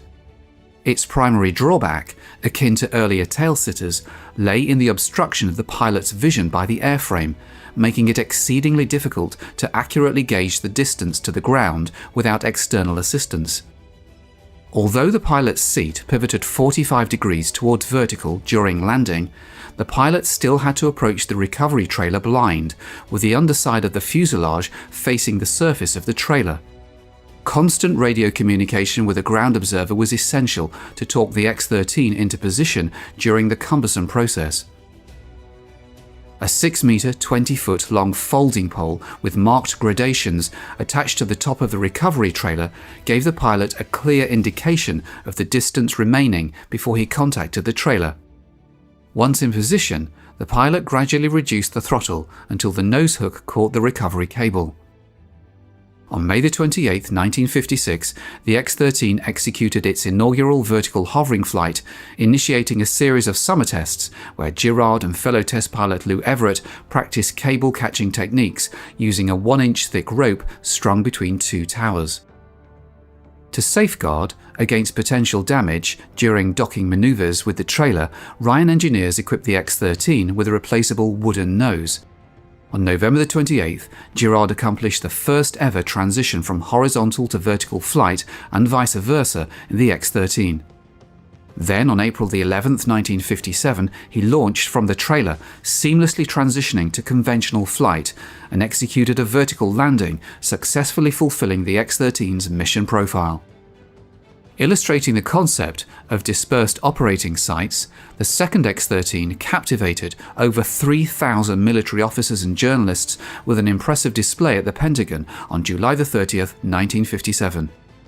However, competing programs diverted funds away from the project, leading to the X-13's final flight on September 30th, 1957.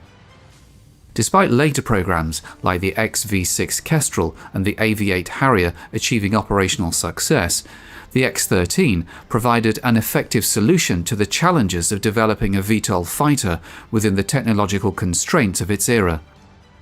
The Vertijet successfully completed all designated tasks and undoubtedly excelled as an experimental demonstration aircraft despite the inherent impracticality of the operational concept. Ironically, by the close of the 20th century, the thrust vectoring system, originally pioneered on the X-13, would evolve into an indispensable component of advanced combat aircraft. In 1960, Ryan generously donated the first X-13 along with its launch trailer to the Smithsonian Institution. Conceived during the latter part of World War II, the Miles M57 Aeravan aimed to serve as an economical aircraft for transporting passengers and cargo over short distances, capable of landing and taking off from rugged airstrips. Development of the Aeravan began in early 1944 with the vision of creating a cost-effective, low-powered freighter suitable for both civilian and military applications. George Miles, throughout the Second World War, championed the adoption of such an aircraft in the British military, challenging the prevailing reliance on gliders. After completing the development of the Miles Messenger, Miles's design team recognized the potential of a more powerful and heavier aircraft, approximately double in capacity.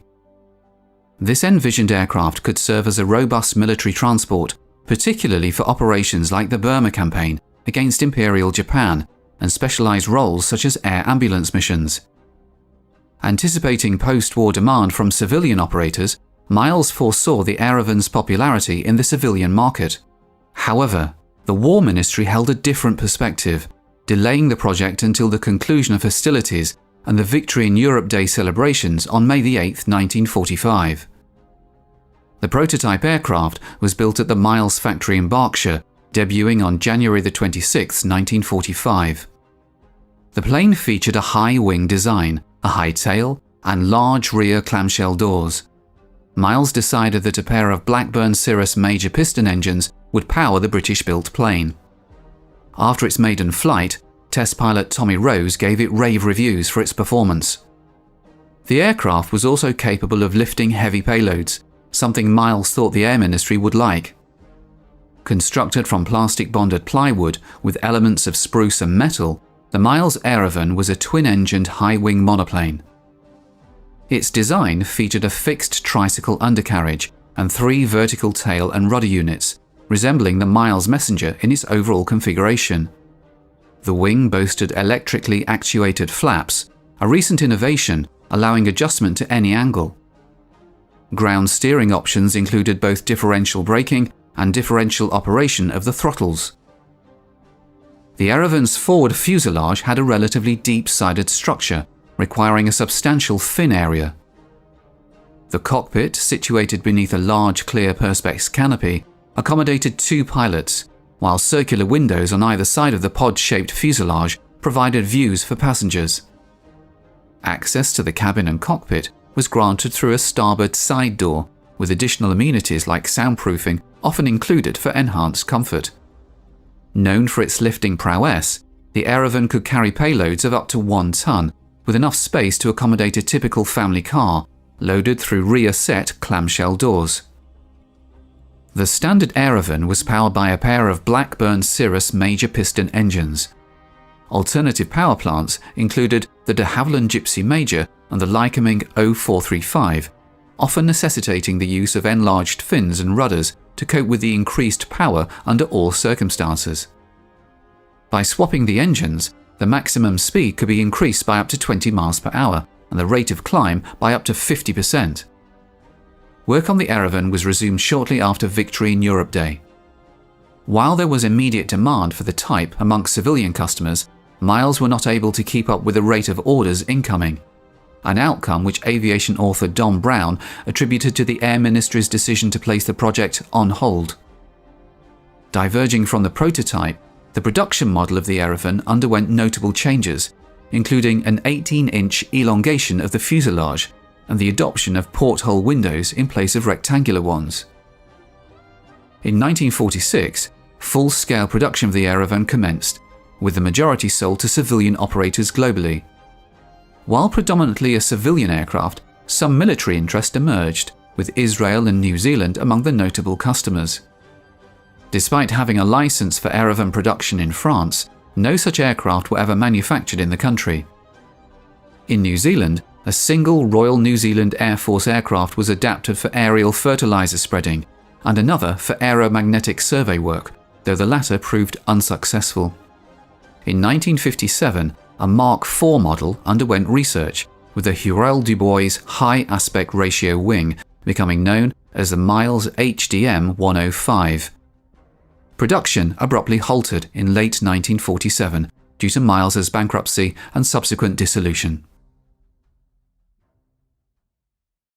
The Ryan XV-5 Vertifan was an experimental jet-powered VTOL vertical short takeoff and landing aircraft developed in the 1960s.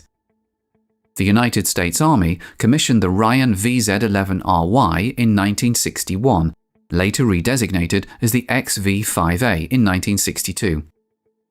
This initiative was part of the Army's exploration of VTOL capabilities, alongside the Lockheed VZ-10 Hummingbird, which was later redesignated as the XV-4 in 1962. The XV-5 was equipped with 2 General Electric J85 GE5 turbojets, each providing 2,658 pounds of thrust. Vertical takeoff and landing VTOL capabilities were achieved through the use of General Electric X3535 lift fans integrated into the wings and a smaller fan in the nose. These lift fans were powered by engine exhaust gas. Each wing featured a 62.5-inch diameter lift fan with a hinged cover on the upper wing surface, which could be opened for VTOL operations. The 36-inch nose fan played a role in pitch control, but posed challenges in terms of handling characteristics. The lift fans collectively generated vertical lift of approximately 16,000 pounds, which was nearly 3 times the thrust produced by the turbojets. Yaw control was facilitated by a set of louvered vanes beneath each wing fan, enabling the vectoring of thrust fore and aft. The XV-5 Vertifan was a part of the Army's exploration of innovative VTOL technologies during the 1960s, showcasing unique lift fan configurations for vertical takeoff and landing. The engine power setting determined the lift from the fans, as fan RPM was determined by the exhaust output from the J85 engines and the load on the fan. Roll control was by differential actuation of the wing fan exit louvers. Aircraft performance was subsonic, with delta wings superficially similar to those on the Douglas A4 Skyhawk. The Vertifan had an unusual intake position above the 2-seat side-by-side seating cockpit and a T-tail. The XV-5A was painted in army green, while the XV-5B had a white NASA color scheme. Despite its unique design, the lift fans on the XV-5 didn't generate the anticipated thrust, and the transition between vertical and horizontal flight proved to be challenging and abrupt. This aircraft marked one of the last crewed endeavours by Ryan, a company that shifted its focus to drone manufacturing in the mid-1960s. The XV-5 was part of a diverse array of attempts to create successful vertical takeoff aircraft. However, the lift fan system used in the XV-5 was heavy and occupied a considerable internal volume. Only the Hawker Siddeley Harrier remained operational by the turn of the 21st century, along with technology enabling the use of a shaft-driven fan in the Lockheed Martin F-35B. The combination of the J85 engine and lift fan in the XV-5 was a precursor to developments that led to the first high bypass ratio engine by General Electric, the TF-39. The lift fans were driven by turbine blades mounted around the fan's periphery, with a mass flow 13 times greater than that of the gas generator and resulting in a threefold increase in thrust compared to a propelling nozzle.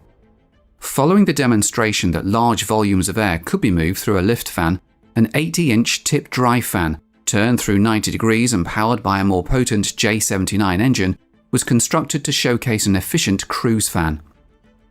This concept of a large diameter cruise fan was incorporated into the General Electric TF-39 engine utilized on the Lockheed CF-5 Galaxy.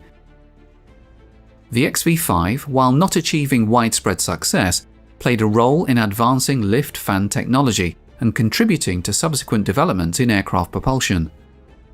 Two 12,500-pound XV-5As were evaluated in late 1966 by 15 test pilots.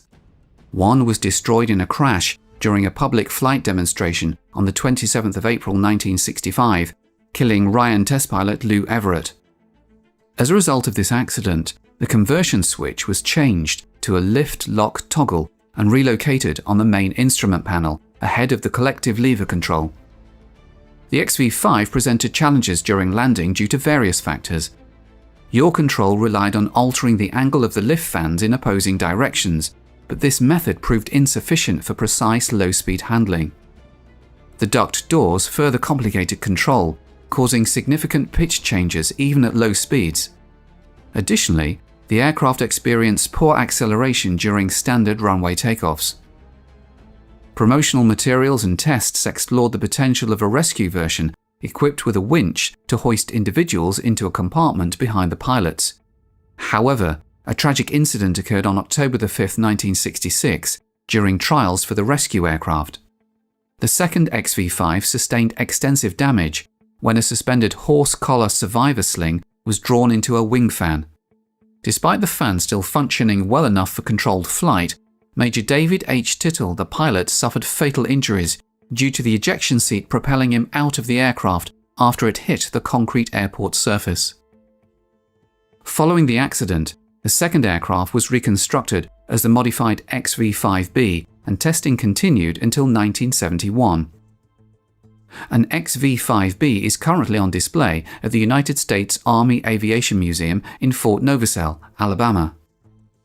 Despite the cancellation of the program, the ducted fan concept was deemed successful, leading to several proposed follow-up programs. The ducted fans were recognized for their quiet operation, especially for the era, and their ability to operate from standard surface materials without causing damage. This set them apart from other VTOL aircraft, which often require protective mats to prevent ground surface damage from their exhaust, a concern mitigated by the cooler exhaust from ducted fans. Throughout the history of military transport aviation, developers of new projects have consistently aimed to enhance aircraft and helicopter capabilities, including increasing carrying capacity, speed, and range of flight. However, there's also been interest in light or ultralight vehicles, capable of aerial transportation for small loads or passengers catering to specific needs. Over different periods, numerous projects in this category have emerged. For instance, one of the early endeavours to create a flying jeep for military applications was the development of the XV-8 Flea by the American company Ryan. In response to the diverse transportation needs of the military, including the requirement for aircraft capable of transporting light loads or small groups of personnel, Ryan Aeronautical Company initiated work on its version of such an aircraft in the late 1950s. This project incorporated several innovative ideas aimed at reducing the weight and size of the structure while meeting the necessary flight and carrying capacity requirements. Designated as the XV-8, the aircraft project was informally dubbed Flea, or Flying Jeep. However, official military documents refer to it as the FWAUV, Flexible Wing Aerial Utility Vehicle. In other words, auxiliary air transport with a flexible wing. Notably, the official designation mirrored the aircraft's goals and fundamental design features, while the informal name encapsulated its operational essence. To achieve the desired characteristics, the prospective aircraft needed to minimize weight. A solution proposed was to utilize a flexible wing, commonly known as a wing rogolo, to reduce the structure's mass. Back in 1948, Francis and Gertrude Rogolo proposed an original wing design suitable for use in light aircraft. It was originally proposed to use a frame of 3 parts of great length, to which it was necessary to fix a square or diamond-shaped canvas. In the future, a new design of such a wing appeared, featuring a different composition of the power elements and the triangular shape of the canvas. The transition from traditional rigid wings to the Rogolo system in the Ryan XV-8 project was notable for its simplicity and cost-effectiveness in production. One characteristic feature of this aircraft was its ability to control flight by adjusting the relative position of the wing and the aircraft's center of gravity. However, the flexible wing also had its limitations, particularly in adverse weather conditions, which could restrict its operation in certain environments. Nevertheless, the Rogolo wing later found application in hang gliders. In the XV-8 project, the Rogolo wing was proposed for use, along with several other components serving various purposes. The unique characteristics of the wing, along with existing requirements and new ideas, contributed to the development of a complex aircraft structure capable of transporting people or cargo despite its simplicity. The fuselage of the XV-8 aircraft featured a straightforward design with essential components. A rectangular platform served as the basis, equipped with fixtures for cargo installation. Positioned in front of the platform was a small protruding unit housing the controls and pilot's seat within a nose cone. At the rear of the platform, a frame was provided for mounting the engine.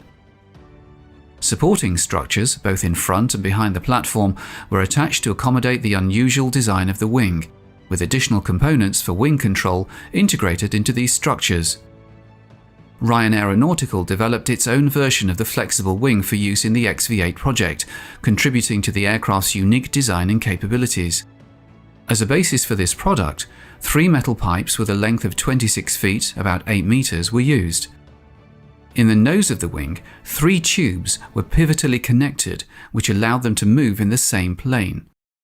A special mechanism was used to change the relative position of the pipes of the wing frame, which implies the simultaneous movement of the side parts.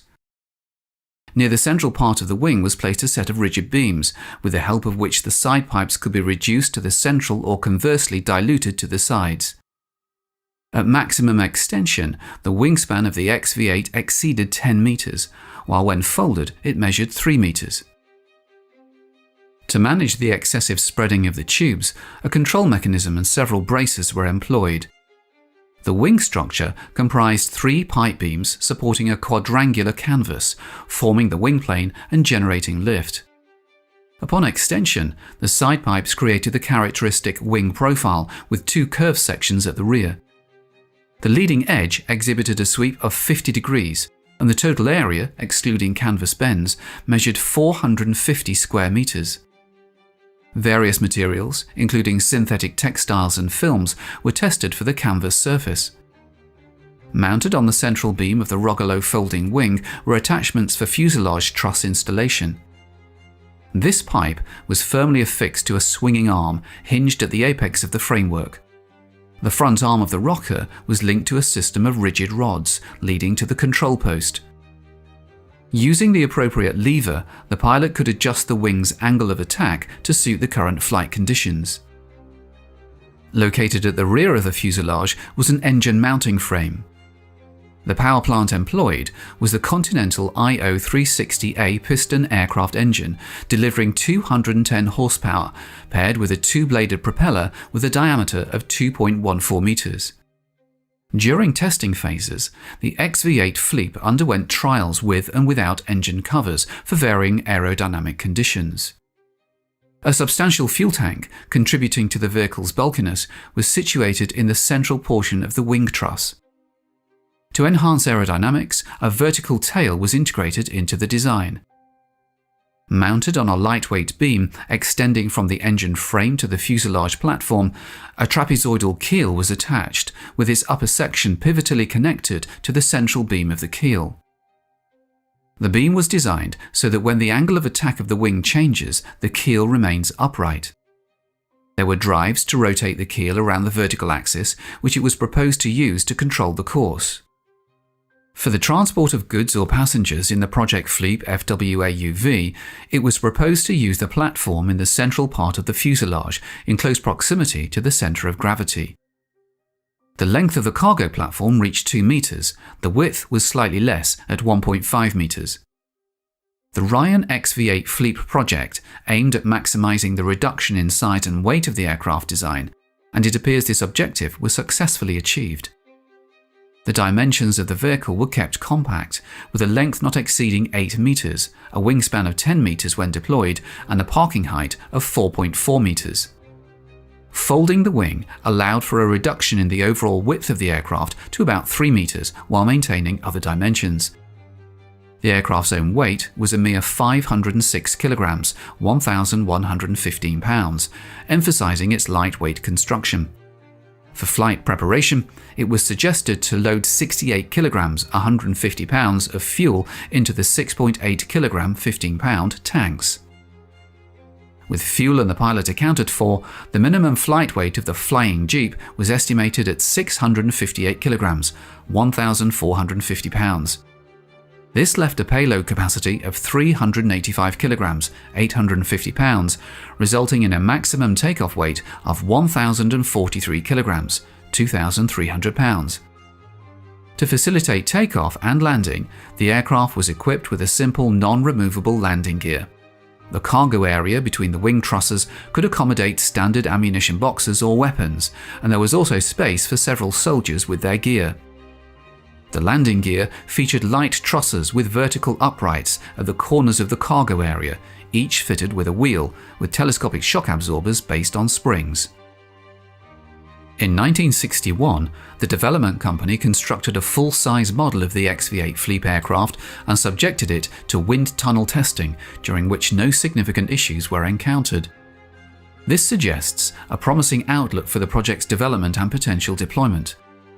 The proposed appearance of the machine allowed to fly, and the combined control of changing the position of the wing and keel could give the desired maneuverability.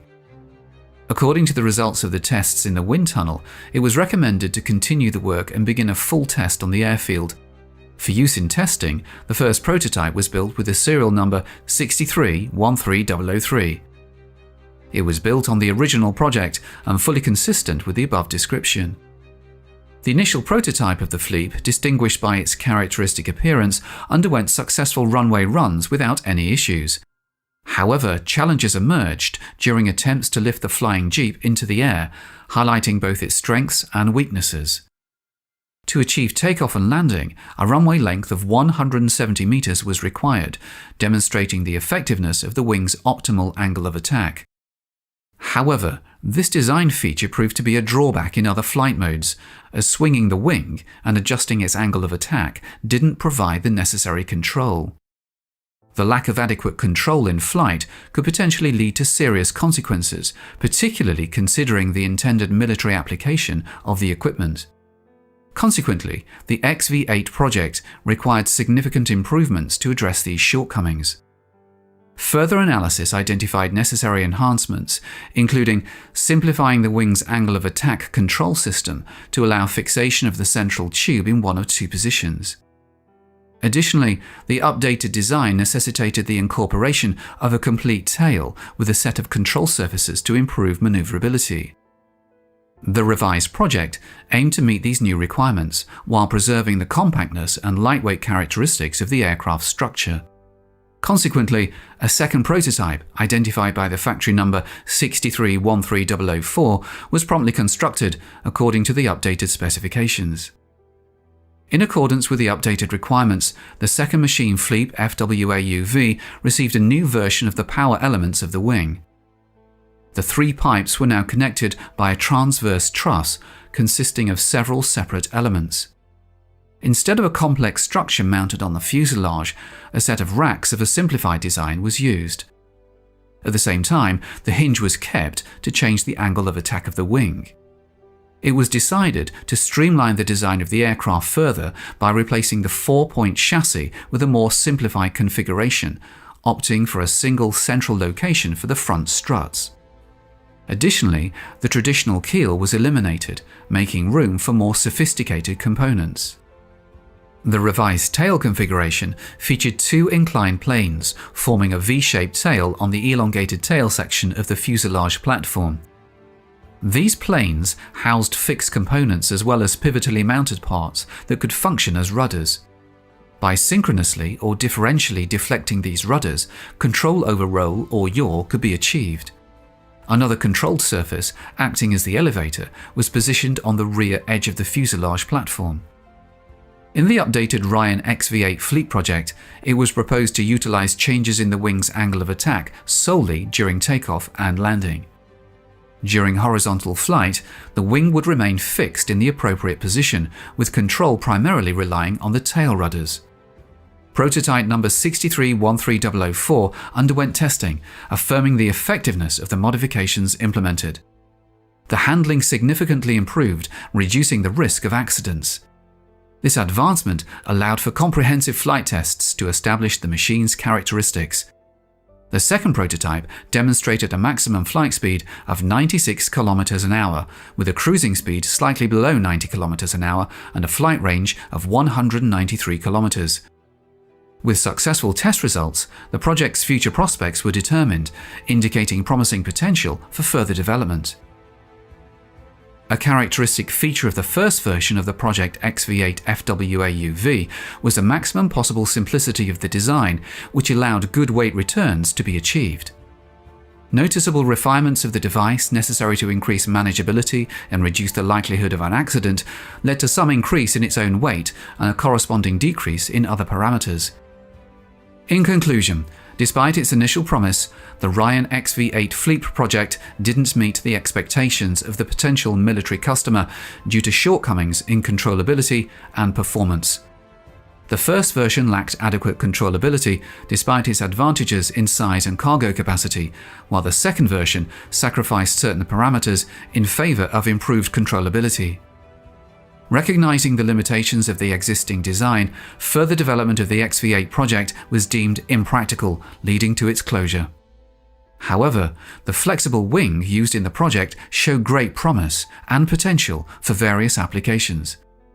Despite its simplicity, the Rogolo wing design proved to be of significant interest and paved the way for advancements in ultralight aviation.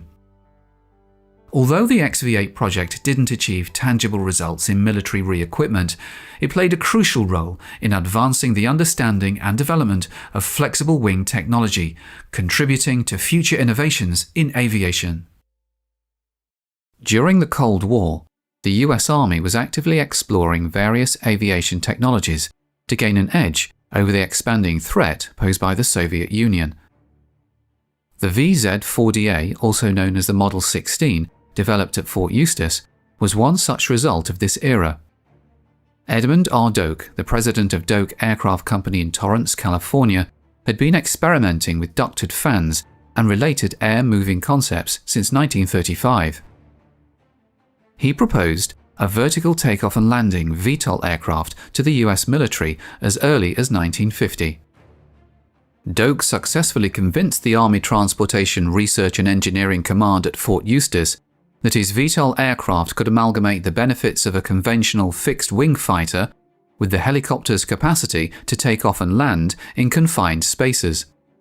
Recognizing the potential vulnerability of Allied airbases and runways to Soviet first strikes, the Army considered the ability to take off and land in small areas crucial.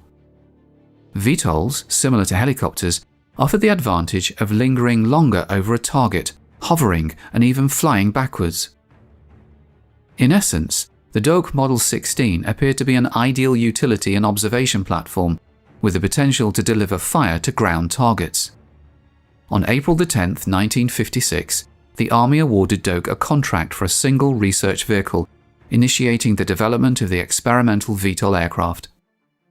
Only one prototype, serial number 569642, would ever be built and tested. The Doak 16's two 5-foot diameter ducted fiberglass fans were located on its wingtips. Positioned vertically for takeoff and landing, they were rotated into a horizontal attitude for normal forward flight, the first time this concept was successfully employed. A rotation speed of 4,800 RPM was required to achieve lift. To maintain a low weight, the fuselage of the Doak 16 was constructed using uncovered welded steel tubing, later covered with molded fiberglass at the nose and thin aluminum sheeting on the aft fuselage. This modification was made when it was discovered that the open frame was hindering forward speed trials. The wings and tail, on the other hand, were made of metal. Edmund R. Doak demonstrated resourcefulness in cost-cutting measures, incorporating the landing gear from a Cessna 182, seats from a North American F-51, and duct actuators from Lockheed T-33 electric flap motors. The two-place tandem cockpit could accommodate a pilot and observer, with standard stick and rudder controls for the pilot. The aircraft's empty weight was 2,400 pounds, and its gross weight was 3,300 pounds. It had a wingspan of 25 feet 7 inches, measured 32 feet in length, and stood 10 feet 1 inch high. By 1958, the Doak 16 had undergone multiple test flights at Torrance Municipal Airport. Its first hovering flight took place on February 25, 1958, and on May 5, 1959, the prototype achieved its first conversion from vertical to horizontal flight, and vice versa. The Doak 16 completed 50 hours of flight testing, including 32 hours on a test stand, 18 hours of tethered hovering, and taxiing. Throughout this process, some undesirable flight characteristics emerged, such as the aircraft's tendency to nose up during the transition from hovering to forward flight, and a short takeoff and landing performance that fell below expectations. But engineers believed these problems were all solvable. Transferred to Edwards Air Force Base in October 1958, the Doak 16 underwent another 50 hours of testing, in the course of which it logged some promising performances. The VTOL single 825 horsepower Lycoming T53L1 turbine power plant gave it a maximum speed of 230 miles per hour, a cruising speed of 175 miles per hour, and range of 250 miles. A T-box on the engine transmitted power to the ducted fans through a 4-inch tubular aluminum shaft and two smaller steel shafts. The aircraft's service ceiling was 12,000 feet, and it had a flight endurance of 1 hour. These performance attributes led to its acceptance by the Army in September 1959. Officially designated the VZ-4DA, the prototype was then transferred to NASA Langley Research Center in Hampton, Virginia, for further testing. In late 1960, a recession in the aerospace industry prompted Edmund Doak to lay off 90% of his employees. During this period, Douglas Aircraft took over the VZ-4DA project by purchasing the patent rights and engineering files. 4 Doak engineers were also hired by Douglas to continue their work at El Segundo. They implemented a larger engine and made structural improvements. However, after 3 more years of testing, the Army withdrew the VZ-4DA from active trials. NASA subsequently acquired it in 1973, and it was later transferred to Fort Eustis, where it remained in storage for a time. The demise of the VZ-4DA as a viable Army aircraft can be attributed to the evolving preferences within the Army. As the helicopter emerged as the Army's preferred mode of transport during the Doak 16's development, the focus shifted to funding rotorcraft, leading to a reduced emphasis on unconventional prototypes, including the VZ-4DA, which were previously under consideration for production. The changing strategic priorities within the Army contributed to the discontinuation of the VZ-4DA as an active military aircraft.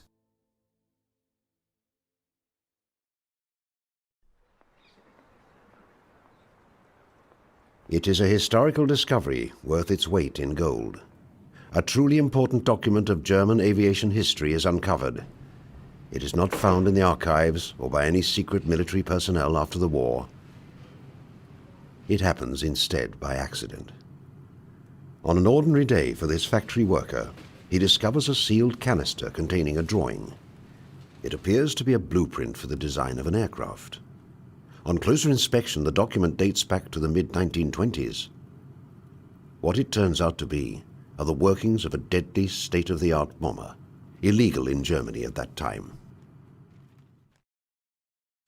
Its origins are inspired by this strangely designed plane. It may look backwards, but the logic behind the design is truly forward in thinking. It is one of the original tail-first, canard-designed planes, and the concept behind it demonstrates Germany's desire to be at aviation's vanguard. In the NT, again the duck, late 20s, they had this design. Tail first, not really an airliner, but a few seats. The tail first design would allow you to triumph against the stall. The stall was very much a feared thing. You lose control, you crash. A canard, a tail first design, can say that if forward tail stalls, nose goes down, pick up speed, airplane stays in the air, all is well. The prototype flew around 1927-28, worked quite well. It is an unconventional design by an unconventional designer. Heinrich Fokker is hoping to remove one of the pilot's biggest concerns since the birth of aviation, the dreaded stall factor. Thus, the design is catching the attention of aviation enthusiasts from around the world. Innovative as the F-19 may be, it is not without its flaws. Eventually, it crashed. If you lose control of it at low level, it's deadly. And Mr. Wolf, the Wolf of the Focke-Wulf, he's the one who died in the crash. With the death of their founder, and with military aircraft strictly forbidden in Germany, those at Focke-Wulf are now at a fork in the road. Do they keep on developing canard technology for peaceful and, most importantly, legal purposes? Or do they risk both the company's future and their freedom by turning it into a deadly weapon of force? In an extremely risky decision in the history of the company, the plan for the F-19 dramatically changes. Instead of being the originally planned sports plane, it is now going to be a deadly bomber, capable of causing tremendous havoc over Europe's skies. The man behind this madness is one of Germany's true engineering geniuses, Kurt Tank, who joins Focke-Wulf as a result of a company takeover. Being there every step of the way, he harnesses and perfects this technology into what becomes known as the Model 42. The source of funding for this ambitious project in an economically starved country is still unknown. However, there is one thing for certain. Germany's quest to rule the skies is something neither military defeat nor monetary limitation can stop. Tail-first design was developed for a number of reasons. If you have a canard configuration, you have a very thin nose because your engine is behind the pilot. You can technically, at least in theory, increase speed with the same amount of power, which is good for combat aircraft. Also, because you have a fairly thin nose, you can improve, to a certain extent, pilot visibility. When completed, this aircraft, powered by BMW's V12 engines and possessing a maximum speed of 200 miles an hour, is for Germany both her sword and shield. Any potential enemy will think twice about pushing around a Germany possessing an arsenal of aircraft carrying 20 200-pound bombs on board. More importantly, if Germany desires to reclaim her lost territories following the Treaty of Versailles, the Model 42 can put immense fear into both Europe's citizens and industries with its capability of causing enormous destruction. As testing rapidly advances, ironically, the rug is pulled from underneath them by neither pacifists nor neighboring European powers, but by the most militaristic regime in history. As Hitler's Nazi Party comes to power in 1933, the newly installed Chancellor's main interests are in maintaining and consolidating his power. An illegal aircraft project, if discovered, could be the end to his fragile rule. As a result, the project dies alongside German democracy. Although the Model 42's future is ended with the single stroke of a pen, the concept of canard technology lives on. Focke-Wulf obeys the government's decision, but at the same time rapidly develops what is known as short takeoff and landing technology. One of its crown jewels is the FW-61, the world's first fully controllable helicopter. Its creator, Professor Heinrich Focke's, much like his German predecessors, symbolizes that an idea can never be defeated, no matter what obstacles it may face. Had this bomber plane been approved for production on a massive scale, one can only imagine what impact it would have had on the Second World War. It is one of the conflict's greatest what-ifs. In fighting both Britain and the Soviet Union, it might well have tipped the scale in favor of Germany. The Model 42 thus may have resulted in a soaring victory and changed dramatically the outcome of the war in Europe.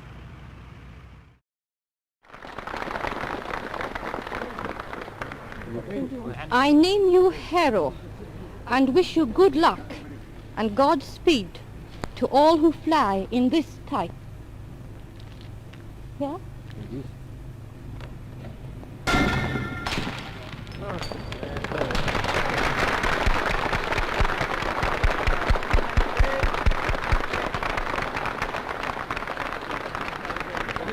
Thank you very much. Despite the enthusiasm at Handley Page, the mood in England at this time is anything but cheerful. By 1937, the drums of war are beginning to be heard across the nation. Never has this been more evident than at these factories, where the Harrow is being introduced in an attempt to showcase Britain's military power. Unfortunately, it is technologically years behind the now cancelled Model 42. With $400 million being spent on aviation in a single year, the government assures its citizens that they have nothing to fear with this powerful weapon on their side. However, the question remains as to whether these bombers can stand up to the growing German threat. These fears are finally realized as Britain's cities are repeatedly bombed by the Luftwaffe, causing enormous destruction and loss of life. The Blitz has now focused the world's attention to what the bomber is capable of doing. The nation everyone is looking to is in dire need of a solution to this deadly problem.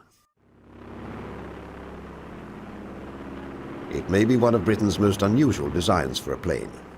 At Miles Aircraft, this prototype, known as the Libellula, marks not only the resurrection of the canard design, but also exemplifies a company truly thinking outside the box.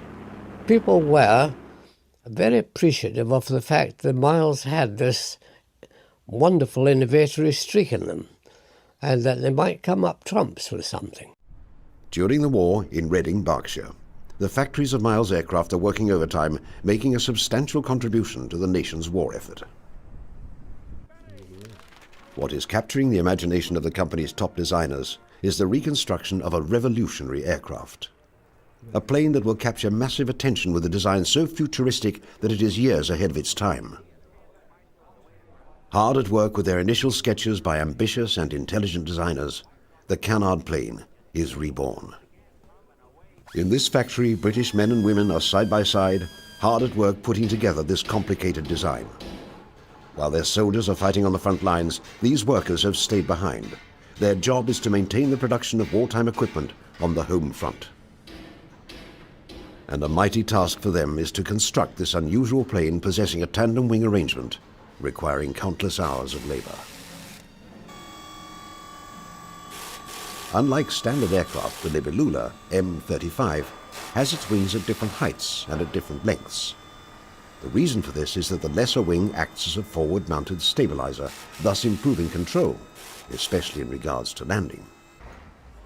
With its shorter wingspan and not requiring them to fold, when completed, the M35 is to be used as a carrier-borne naval fighter. Its sister plane, the second of the Libellulas, with an additional engine, is intended strictly for bombing purposes. Its creator, George Miles, says that when completed, the plane will resemble a dragonfly. In just 90 days, the first plane is built, remarkable for its time.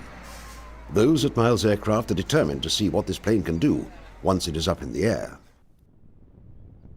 Getting the plane ready for flight, engineers are putting the Libellula in position. As the final inspections are being conducted both underneath the plane and in the cockpit, the company, having a huge investment in the aircraft's success, hopes to put it into mass production shortly, pending government approval.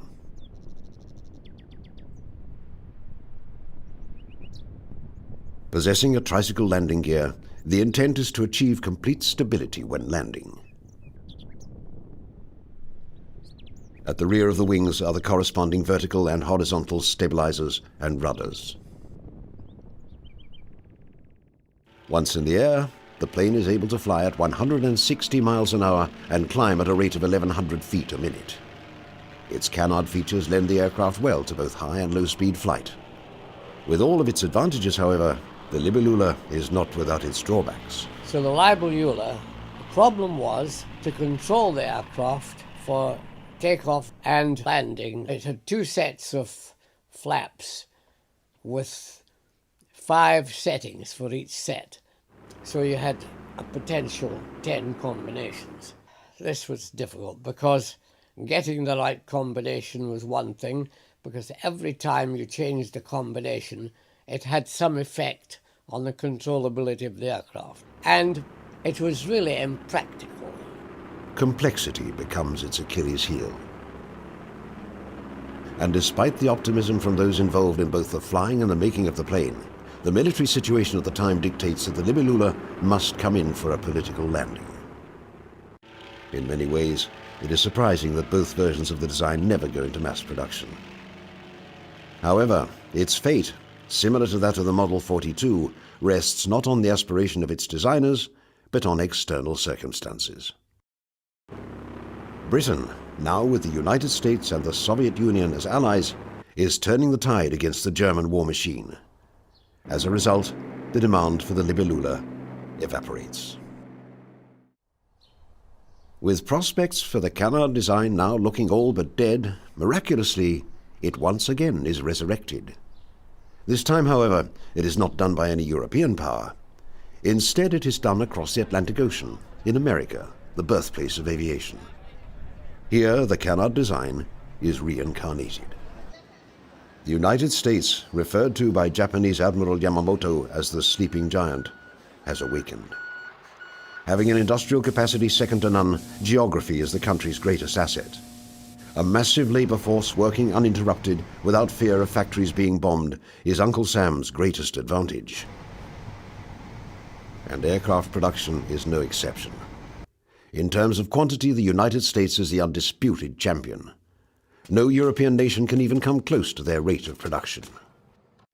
However, while the country leads in quantity, it is quality that one aircraft company aspires to excel at. But there was definitely a potential there.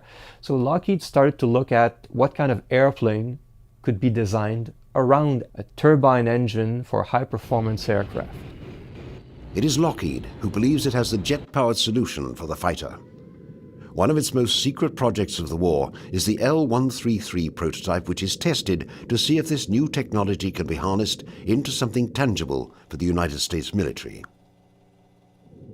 Thus, the canard design, an important component of the project, rises from the ashes. At first, the Army Air Force show interest in the project. The emerging military-industrial complex, however, dictates the final decision, with it becoming a case of quality versus quantity that ultimately determines the project's future.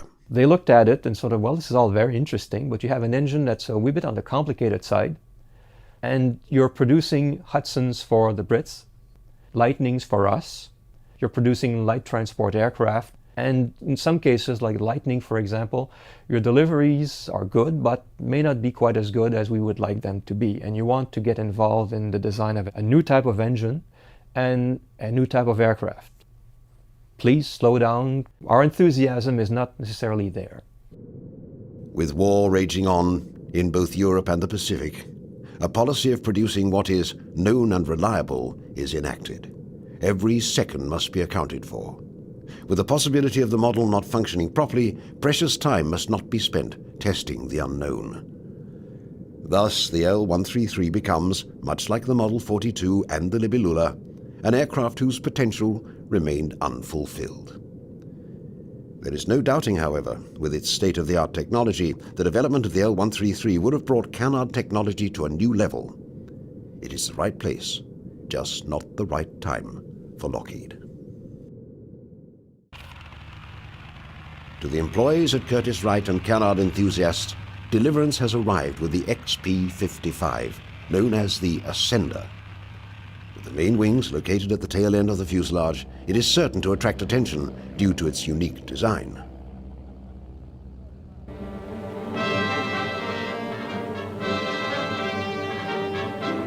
Presenting the Army's new Ascender plane.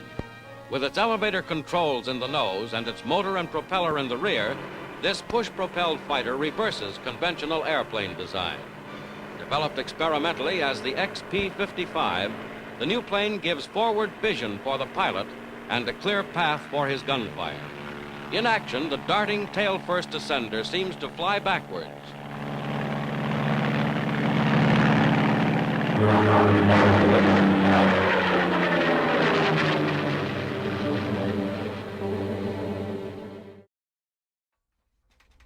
Its origins lie in an Army Air Corps flirtation with unconventional aircraft design. And nothing defines the unconventional like the tail-first plane. Despite a policy of turning out proven aircraft on a massive scale, there is some room for experimenting. Originally intended as a design to be powered by Pratt & Whitney liquid-cooled H engines, it is perhaps the best chance canard technology has of becoming more than just a blueprint or a workable prototype. Mass-scale production is the ultimate goal of its enthusiasts. After extensive testing, it appears that the Ascender is the best hope in achieving this goal. The Air Corps is impressed so far and asks for 3 prototypes to be built. The plane's future, however, comes crashing down with its first prototype. A stalling malfunction results in the first Ascender taking a 16,000-foot nosedive. As the company attempts to fix this problem, competing technology is evolving faster than XP-55. In the end, the project is cancelled indefinitely. It is not worth either the government's time or money to further pursue such a risky endeavor. Despite its name, in the end, the plane does nothing but descend into the depths of aviation history. By 1945, as Japan enters the 4th year in its war against the United States, the sleeping giant that Admiral Yamamoto feared would awake is now on his nation's doorstep. After massive casualties on both sides, American military power is successful in pushing back Japanese forces through both its superior air and sea power. The American mainland remains untouched after Pearl Harbor, with military production skyrocketing. Japan, a nation that seemed invincible in early 1942, is now feeling this incredible American force wreak havoc over its mainland. In particular, Japanese cities and their inhabitants feel the horrors of an air war that does not distinguish between military and civilian targets. American B-29s, leaving from the islands of Guam and Saipan, fly a total of 107 bombing raid missions on Japan's cities in just 1 year. One particular raid that takes place on the night of March the 9th destroys 250,000 homes and burns almost 100,000 citizens to death. In General MacArthur's historical report, he writes that the effect of these raids rocked the nation to its very foundations. With each passing month, the casualties keep escalating, with nearly 3 million people killed. Mass famine is spreading, with an estimated 10 million people suffering from serious malnutrition. Japanese Admiral Matomi Ogaki, writing in his diary on June the 18th, asks, "Does the enemy intend to destroy all of the cities in this country?" General Curtis LeMay, a key architect of this bombing strategy, pledges to bomb and burn them until they quit. The only problem for LeMay is that with a schedule of approximately 16 burn jobs on urban industrial areas every 3 to 4 days, by mid-August, American bombers will run out of cities to destroy. Japanese air forces are proving incapable of preventing this mass destruction of their homeland. A carrier raid in March of 1945 results in 161 out of 193 Japanese aircraft being shot down by American forces. Vice Admiral John S. McCain pledges to hunt down and destroy every damn plane in Japan. Despite the much-feared kamikaze tactics being employed by Japanese pilots, American military leaders are no longer planning the possibility, but the eventuality, of Japan's surrender. The maps being used by both the Joint Chiefs of Staff and the President show that whether it is through a ground force invasion or through the dropping of an atomic bomb, Japan is a nation on the brink of defeat. The only decision being made by the political and military leaders of the United States is which course of action they should embark on in order to achieve the goal of an unconditional surrender. To those Japanese military leaders who are in their last throes, their hope is to develop a highly maneuverable interceptor plane to act as an antidote against American B-29s.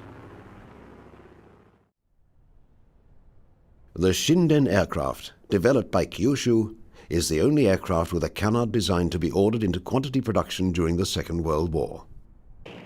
Equipped to hold one pilot and having a wingspan of 36 feet, armed with 4 30mm cannons and a top speed of 466 miles per hour, in addition to its important canard features, the Japanese military is hoping the Shinden holds the answer to solving the problem of the B-29 bomber. Work begins in June of 1944 to develop this plane, whose name translates to Magnificent Lightning. By now, however, time is not something Japan has on its side. Although the first prototype of the Shinden flies on August the 3rd, it is simply too late to prevent a devastating American attack. 3 days after it is tested, the first atomic bomb is dropped on Hiroshima. 3 days later, the city of Nagasaki is dealt the same blow. With these two bombings, in addition to the Soviet Union declaring war against Japan, the demand of unconditional surrender is met on September the 2nd, 1945, marking the end to war in the Pacific. The story of the Shinden remains one of the greatest what-ifs in Second World War history. Had Japanese production and testing begun earlier, would this aircraft have been able to stop American bombing plans as hoped? If the jet technology for this aircraft arrived in time, would the Shinden have been to Japan what the Spitfire and Hurricane had been to Britain in its time of need? For it remains an unknown piece of canard history.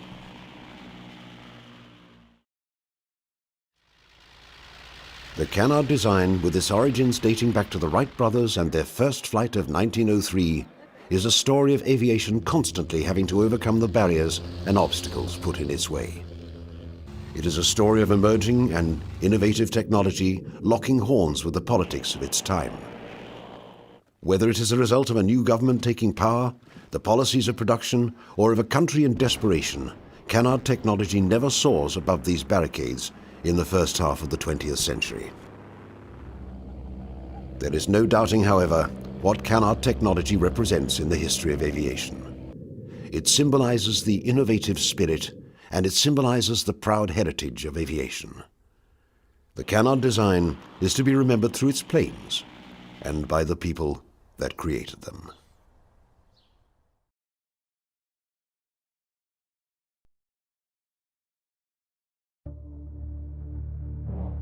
August 6, 1945. The day warfare changes irreversibly. It is not the result of a battleship or a fighter plane. Instead, it comes from a device less than 10 feet in length and 3 feet in width. Dropped from a B-29 Superfortress, the bomb known as Little Boy is the first atomic weapon to be used in history. Alongside its accomplice, Fat Man, these two weapons of mass destruction pulverize the Japanese, as two cities are obliterated.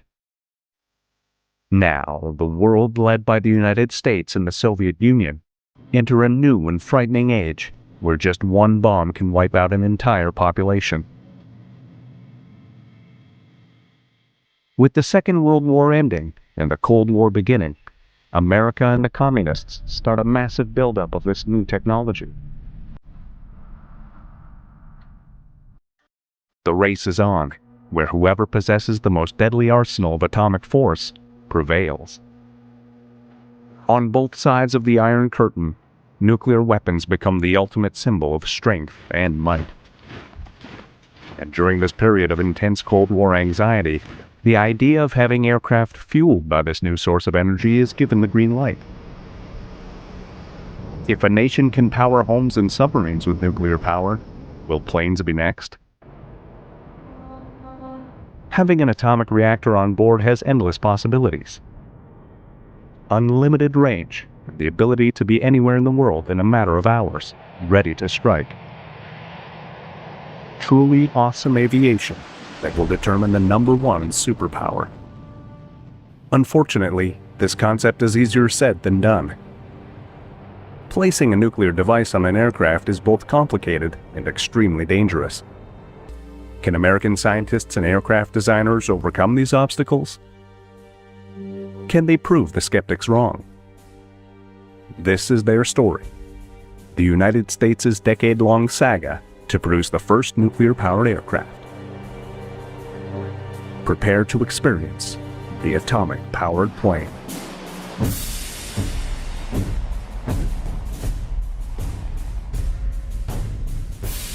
We are gathered here, representatives of the major warring powers, conclude a solemn agreement whereby peace may be restored.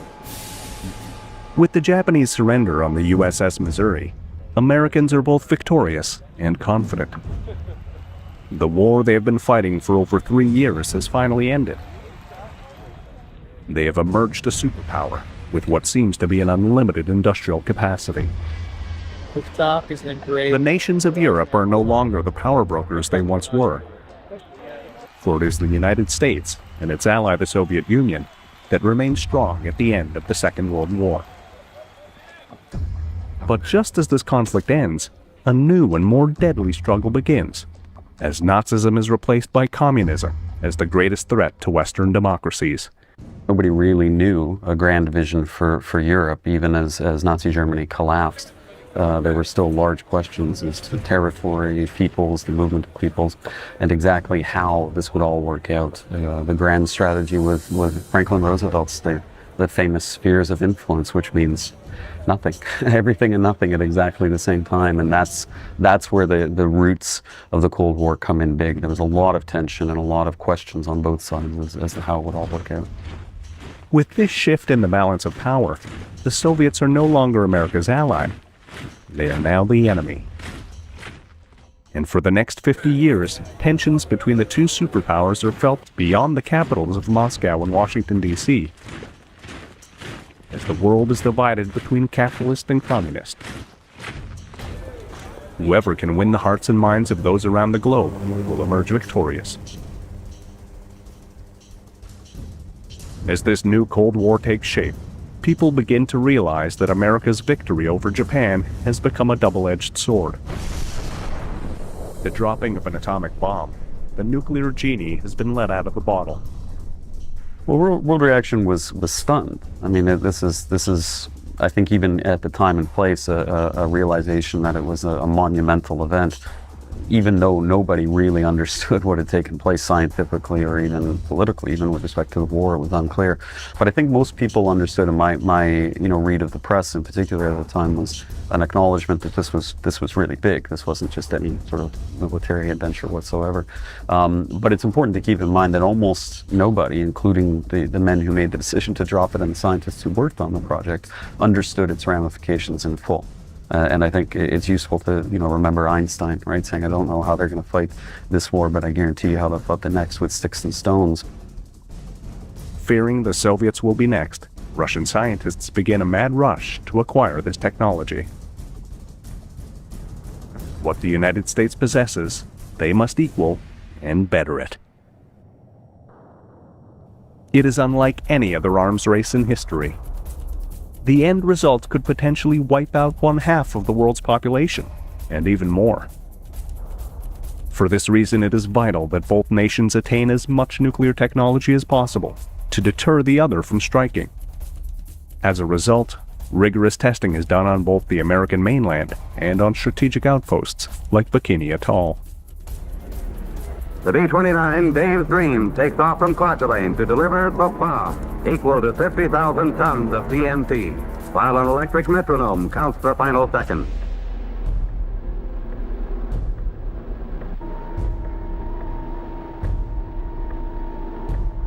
Cover your eyes.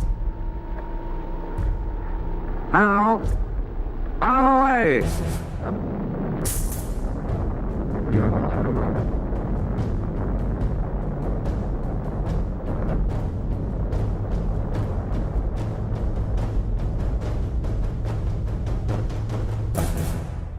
To calm public fear of atomic power, every attempt is made by the United States government to emphasize the positive aspects of this new source of energy.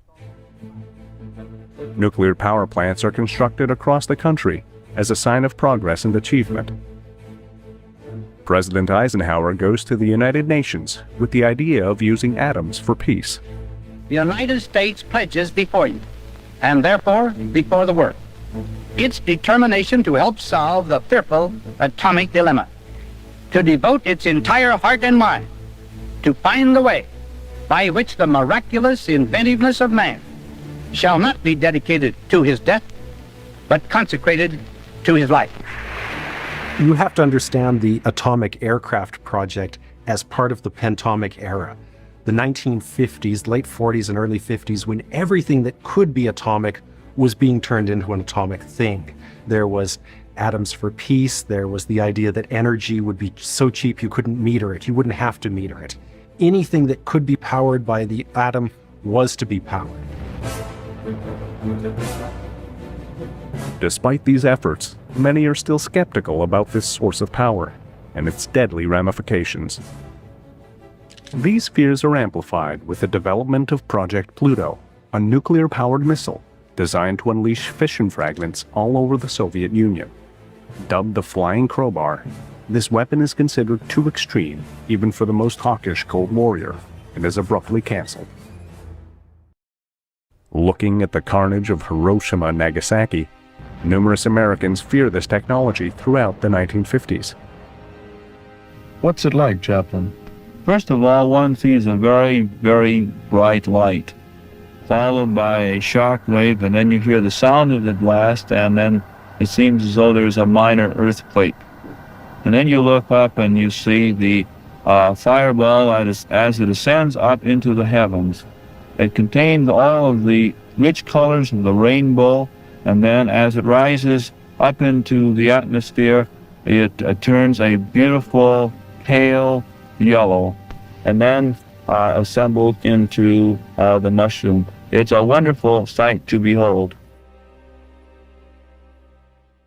Hoping to end these concerns, in January of 1954, the USS Nautilus becomes the first naval vessel to safely enter the nuclear realm.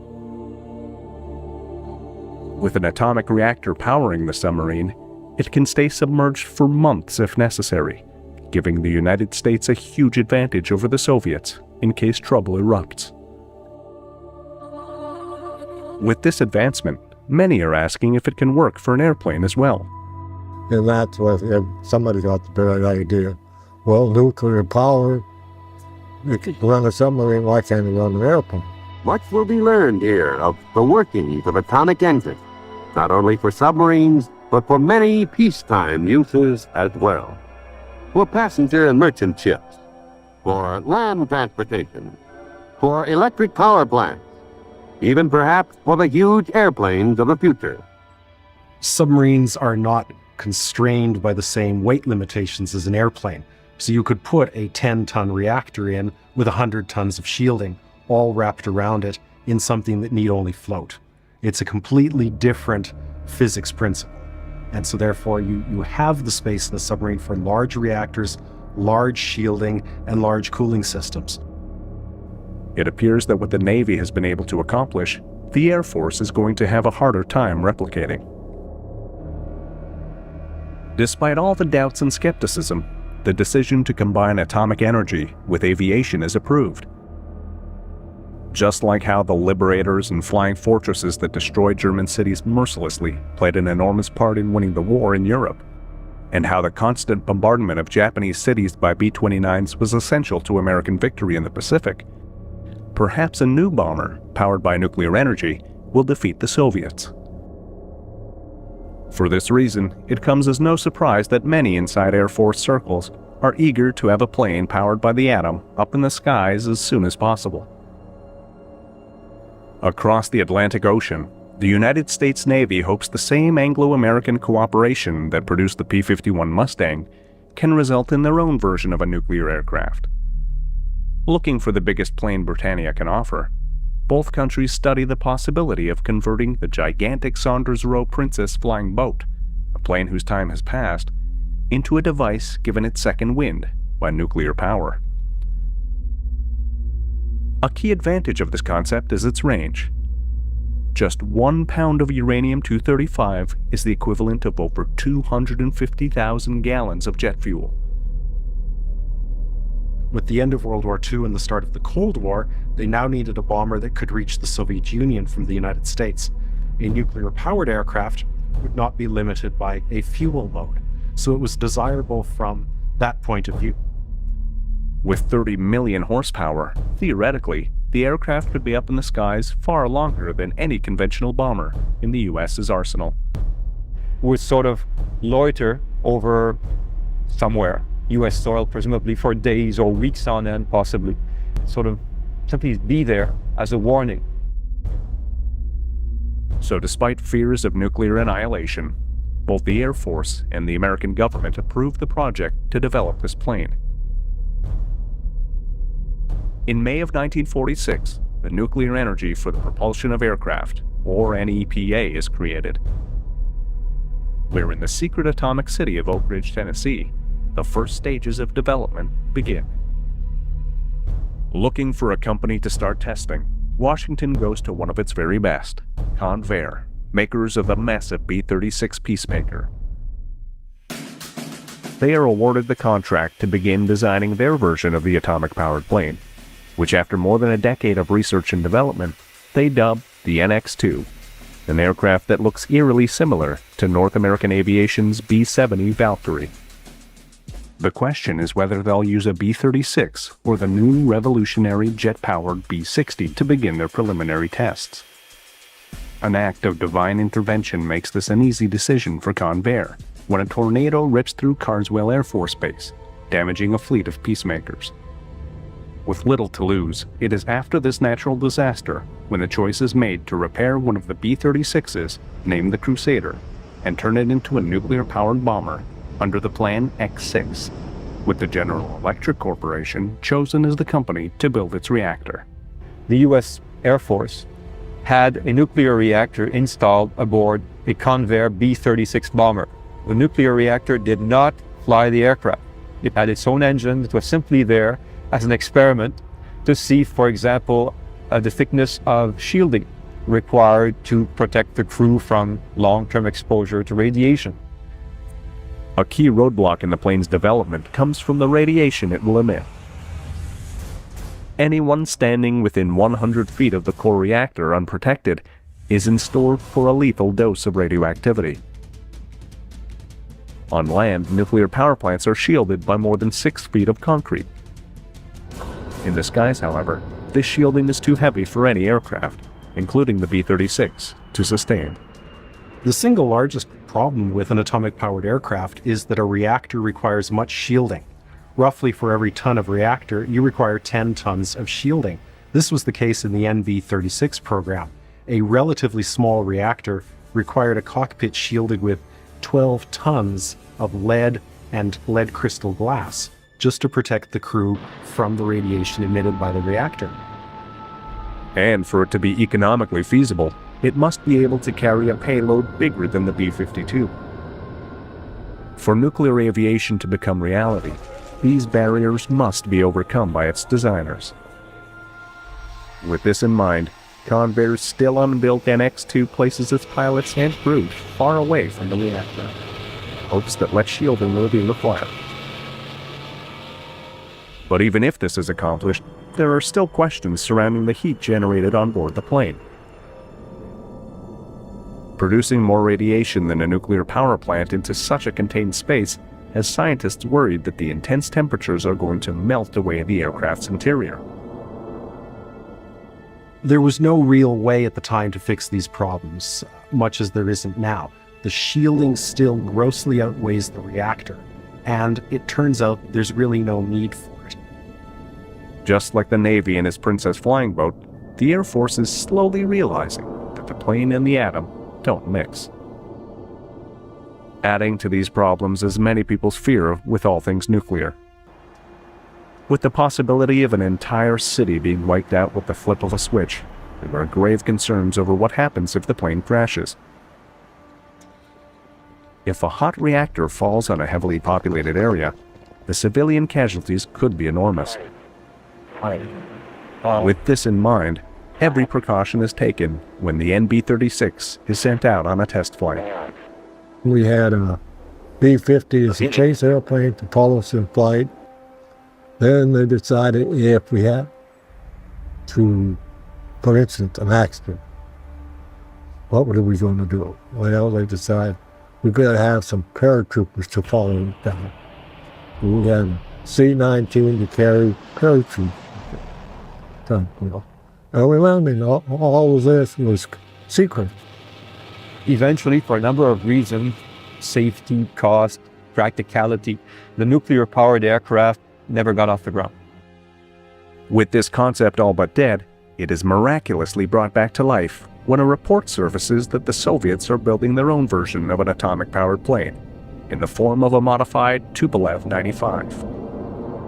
One of the big pushes for this project happened after the NB-36 had stopped flying. In December 1958, the very important magazine Aviation Week, now called Aviation Week in Space Technology, published an editorial with photographs that they said were of an atomic-powered aircraft being flown in the Soviet Union. They had these drawings that even showed the big red stars on the side of the aircraft.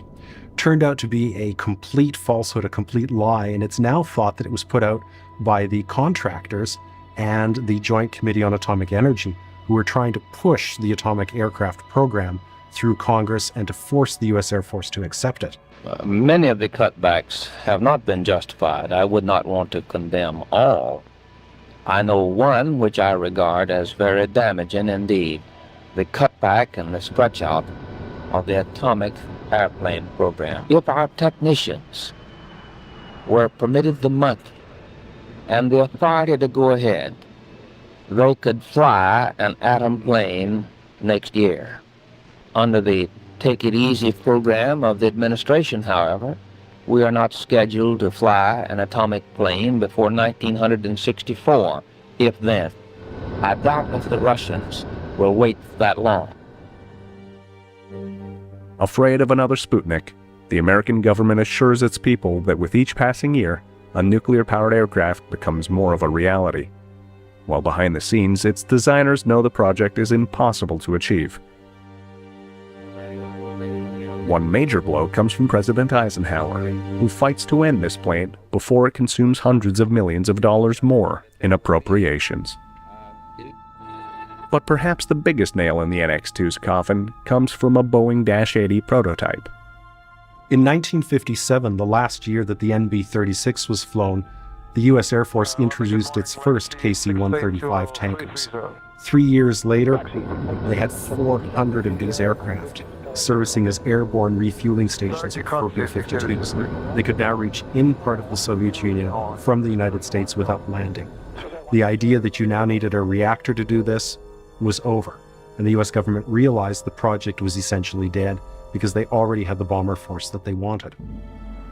With KC-135s and B-52 Stratofortresses, by the end of the 1950s, patience is wearing thin for a nuclear-powered bomber. After spending more than $500 million, and with no end in sight, the project is now on the chopping block. As one politician is overheard saying, it has been marked by a lack of well-defined objectives and by administration indecision. The optimism of the late 1940s and early 1950s has vanished. And when a Defense Department official tells the media that the plane's price tag will be over $10 billion when finally completed, the NX-2's days are numbered. The world is very different now. In 1961, as the Eisenhower era ends and John F. Kennedy is sworn into office, the project receives its final nail in the coffin when the aircraft, like many other Cold War creations, is terminated. At the end of the day, heavy atomic reactors don't really belong on aircraft. And aircraft with refueling can reach their targets anywhere in the world. A reactor was simply found unnecessary to do the job the US Air Force wanted to do. Like many other Cold War concoctions, the atomic-powered plane represented thinking big. During a time when many thought that nuclear energy was the future for transportation, it was almost inevitable that an endeavor of this magnitude would be undertaken. With America and the Soviets on the brink of complete annihilation, aircraft like these were given the go-ahead, despite its impossibilities. In the end, the atomic-powered aircraft became the quintessential example of a military-industrial complex run amok, where profits were placed above people, and where Convair was placed above common sense. The Miles aircraft concern conceived the M39 Libellula during the early 1940s, amid the turmoil of World War II. Initially, the concept aimed to simplify landing aircraft on carrier decks, addressing visibility challenges caused by forward-mounted engines and large wing mainplanes. A novel tandem wing arrangement was pursued to mitigate risks, resulting in a series of concepts explored by Miles during the war. The overarching term for these Miles designs was Libellula, named after the taxonomic family of the dragonfly. The groundwork for this project began with the M35, essentially a technology demonstrator for a single-seat naval fighter. Miles pursued this endeavour independently, using the tandem wing setup to reconfigure the centre of gravity found in conventionally configured military aircraft. In a brief span of 6 weeks, Miles engineers introduced the M35. This aircraft was equipped with a single de Havilland Gypsy Major air-cooled inline engine, boasting 130 horsepower. During testing, the engine exhibited temperamental behaviour and longitudinal control was problematic. Nevertheless, this design provided valuable insights into the unconventional arrangement, contributing to future developments in the field. Building on this knowledge, a new design emerged, scaled at 5/8 and designated as M39B. This single-seat demonstrator featured a pair of de Havilland Gypsy Major IC air-cooled inline engines, each with 130 horsepower, showcased in outboard nacelles beneath the rear wing mainplanes. The frontal mainplane was now positioned low against the sides of the cockpit, and the fuselage boasted a finely contoured shape from nose to tail. The undercarriage transitioned to a traditional tricycle configuration. Given the larger scope of the M39B project, its dimensions were appropriately increased. The wingspans now measured 25 feet at the front set and 37.5 feet at the rear. The overall length extended to 22.3 feet, and the maximum weight rose to 3,200 pounds. As constructed and tested, the M39B achieved speeds of up to 166 miles per hour thanks to its twin-engine setup and tandem wing approach. The maiden flight for the M39B occurred on July 22, 1943. A dorsal fin was later fitted at the fuselage aft for additional control to complete the M39B's iconic three-finned appearance. Up until September of 1943, all of the work on the two aircraft, M35 and M39B, was as a private venture. From then on, the British Air Ministry decided to offer a formal development contract to Miles. Shortly after, Miles sought interest from the United States Army Air Forces, aware of their consideration of the domestic Curtiss XP-55 Ascender, which shared a tandem wing pusher engine configuration and was intended as a fighter. The USAF's response revealed a general lack of interest in the Miles product, as the XP-55 itself faced issues, particularly with stalls and recovery. The American program only progressed to flight testing, producing 3 aircraft in total. The M39B underwent evaluation at the Royal Aircraft Establishment, encountering problems from the outset. A new undercarriage had to be installed, and several accidents necessitated constant repairs, keeping the aircraft grounded for extended periods. Despite its unconventional arrangement, overall handling characteristics were considered normal. While landing and takeoff required adjustments to the standard routine, these were deemed forgivable, and stalling and recovery performed as anticipated. In 1941, the RAF issued a new specification for a medium-class, medium to high-altitude, high-performance bomber. Miles responded with its M39 project, a modified version of the M39B featuring a pressurized cockpit for a crew of 3. The proposed power for the M39 project included either 2 Rolls-Royce Merlin 61 series inline engines or 3 Powerjets W2500 gas-powered turbine engines. This design featured a significant wingspan increase, measuring 37.5 feet at the frontal wing and 55.8 feet at the rear pairing. The overall length expanded to 35.9 feet, and the maximum weight surged to 26,750 pounds. The envisioned cruising speed was 360 miles per hour, and armament was planned to include 2 20mm cannons in the wing roots, 1 gun per root, along with an internal bomb bay in the fuselage, capable of carrying up to 6,000 pounds of bombs. Ultimately, the de Havilland DH-99 Vampire fulfilled the specified requirements. The Hawker P1005 also competed for a period.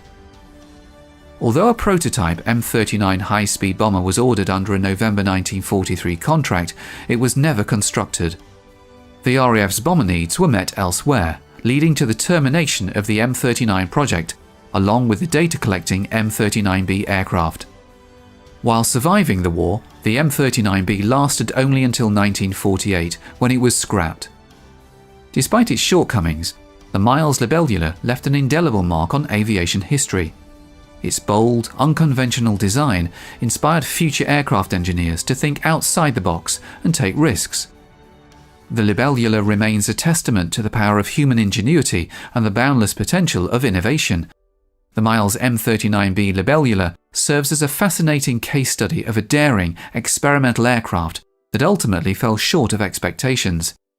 Its unique design, ambitious goals, and ultimate cancellation offer valuable lessons for future aviation endeavours.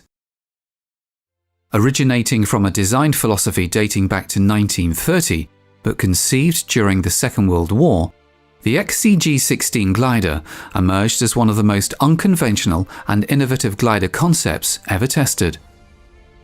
Initially designed for transporting heavy equipment and supplies, including vehicles and military personnel, the XCG-16 later became involved in experiments to deliver fuel to long-range bombers during flight.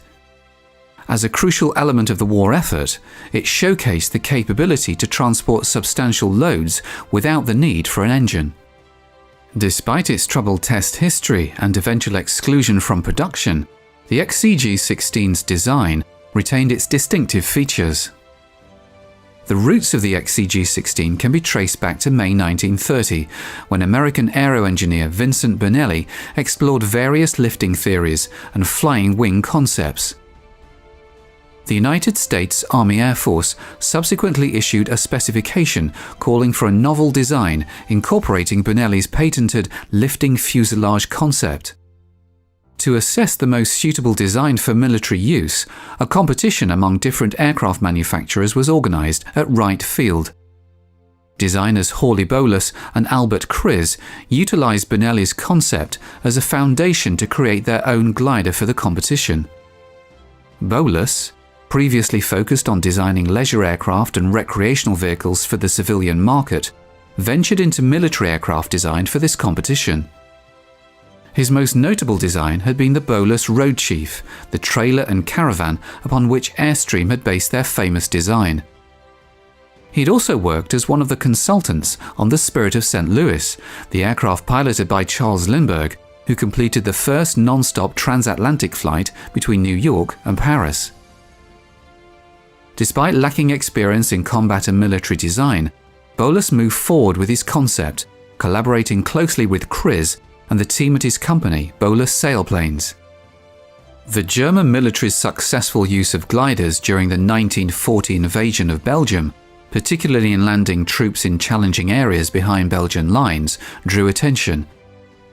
Gliders played a crucial role in capturing strategic sites, exemplified by the rapid overrun of Fort Aben-Amal in May 1940, where glider-borne Nazi soldiers surprised Belgian troops. While the United States initially maintained neutrality in the early stages of the war, experiences like the Battle of Fort Aben-Amal prompted the United States Army Air Corps to take gliders seriously into consideration. In response to the USAC's request for a glider capable of transporting troops, heavy equipment, and supplies towed behind engine-driven bombers and transport planes, Bolus and Kriz diverged from the traditional single fuselage design that characterized most American gliders. Instead, they embraced a flying wing concept, closely studying Bonelli's philosophy and incorporating their own ideas on top of it. A half-size prototype model was created in late 1942 by Bolus Sailplanes, with Bolus and his team considering the initial test results to be good. The first full-size glider prototype, named the MC-1 glider, was produced by General Airborne Transport. Following the closely followed design of the half-size model, initial factory tests once again indicated the potential of the new design. The full MC-1 design was envisioned to be larger than other gliders of its time. It was characterized by a high wing configuration with a wooden frame and fabric covering, all while retaining Bonelli's philosophy. With a wingspan of 110 feet and a length of 67 feet, the MC-1 boasted substantial dimensions. Bolus aimed for a cargo capacity of up to 15,000 pounds, facilitating the transport of both cargo and troops through two large cargo doors located at the glider's front for easy access and rapid deployment during battle situations. The intended operational method involved towing the XCG-16 into the air by a C-47 or C-54 Air Force transport plane, which would then release the glider to continue its flight independently. The glider featured a twin boom design for the tail. Designed with spoilers, the XCG-16 could deploy them to reduce lift and increase drag, enabling rapid descent and short landings on various terrains. Additionally, the glider was equipped with retractable landing gear, deployable for landings on rough ground. The maiden flight test of the MC-1 began on the 19th of July 1943 at March Field, California. The first test run proved to be a success and was commended by military and business observers. A second test flight was scheduled at March Field on the 11th of September 1943, but this run ended in disaster.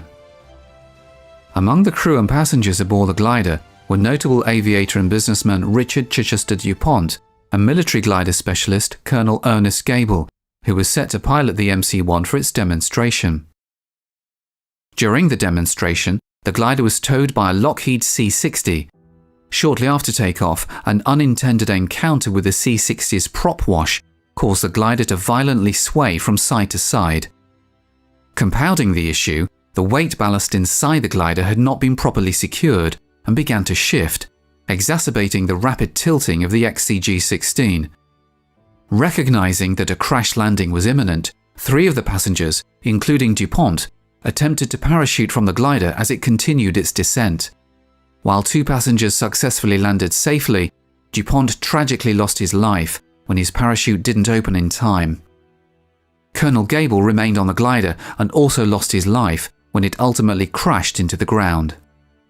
Despite the tragic setback at March Field, Bolus continued with the design and the US military awarded a contract to the General Airborne Transport Company in November 1943 after negotiations. The contract approved the construction of 3 MC-1 units. 2 flyable and 1 for static tests were awarded by the USAF. The completed full-sized MC-1 gliders were also given the military designation XCG-16 and the name stuck. Only 1 completed XCG-16 unit was manufactured and submitted for USAC testing. test pilots and engineers acknowledged the XCG-16's strong aerial performance, highlighting its excellent stability and maneuverability. However, military observers concluded that the glider fell short of expectations in terms of cargo and loading capabilities, deeming it unsuitable for combat situations. Consequently, no additional units were produced. There was initial consideration of repurposing the glider for new Air Force experiments. In 1944, the US military explored the concept of extending the range of existing transport and bomber aircraft by utilizing trailing gliders to carry fuel. The XCG-16 airframe was handed over to the Cornelius Aircraft Company, known for building gliders, to modify and test the forward-swept wing design, capitalizing on the XCG-16's robust capabilities. The Cornelius Company made several alterations to the glider, renaming it the XFV-1 and prepared it for a test flight. However, the first XFV-1 model crashed during a demonstration in October 1944. Although a second model was produced by Cornelius following the bolus format, by that time the US military had lost interest in the project, leading to the discontinuation of further development.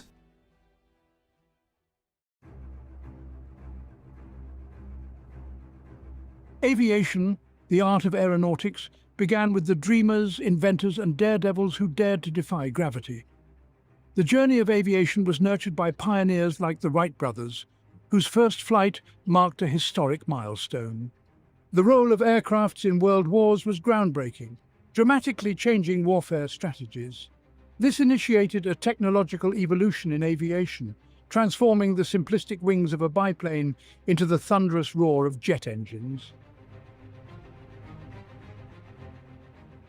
Let's journey through the ages of aviation. Behind every great aircraft, there were great minds. These visionaries, like Sir Frank Whittle, the innovator of the turbojet engine, redefined air travel. Then there's Skunkworks Kelly Johnson, the genius behind the SR-71 Blackbird. His designs combined speed, stealth, and power, crafting machines that dominated the heavens.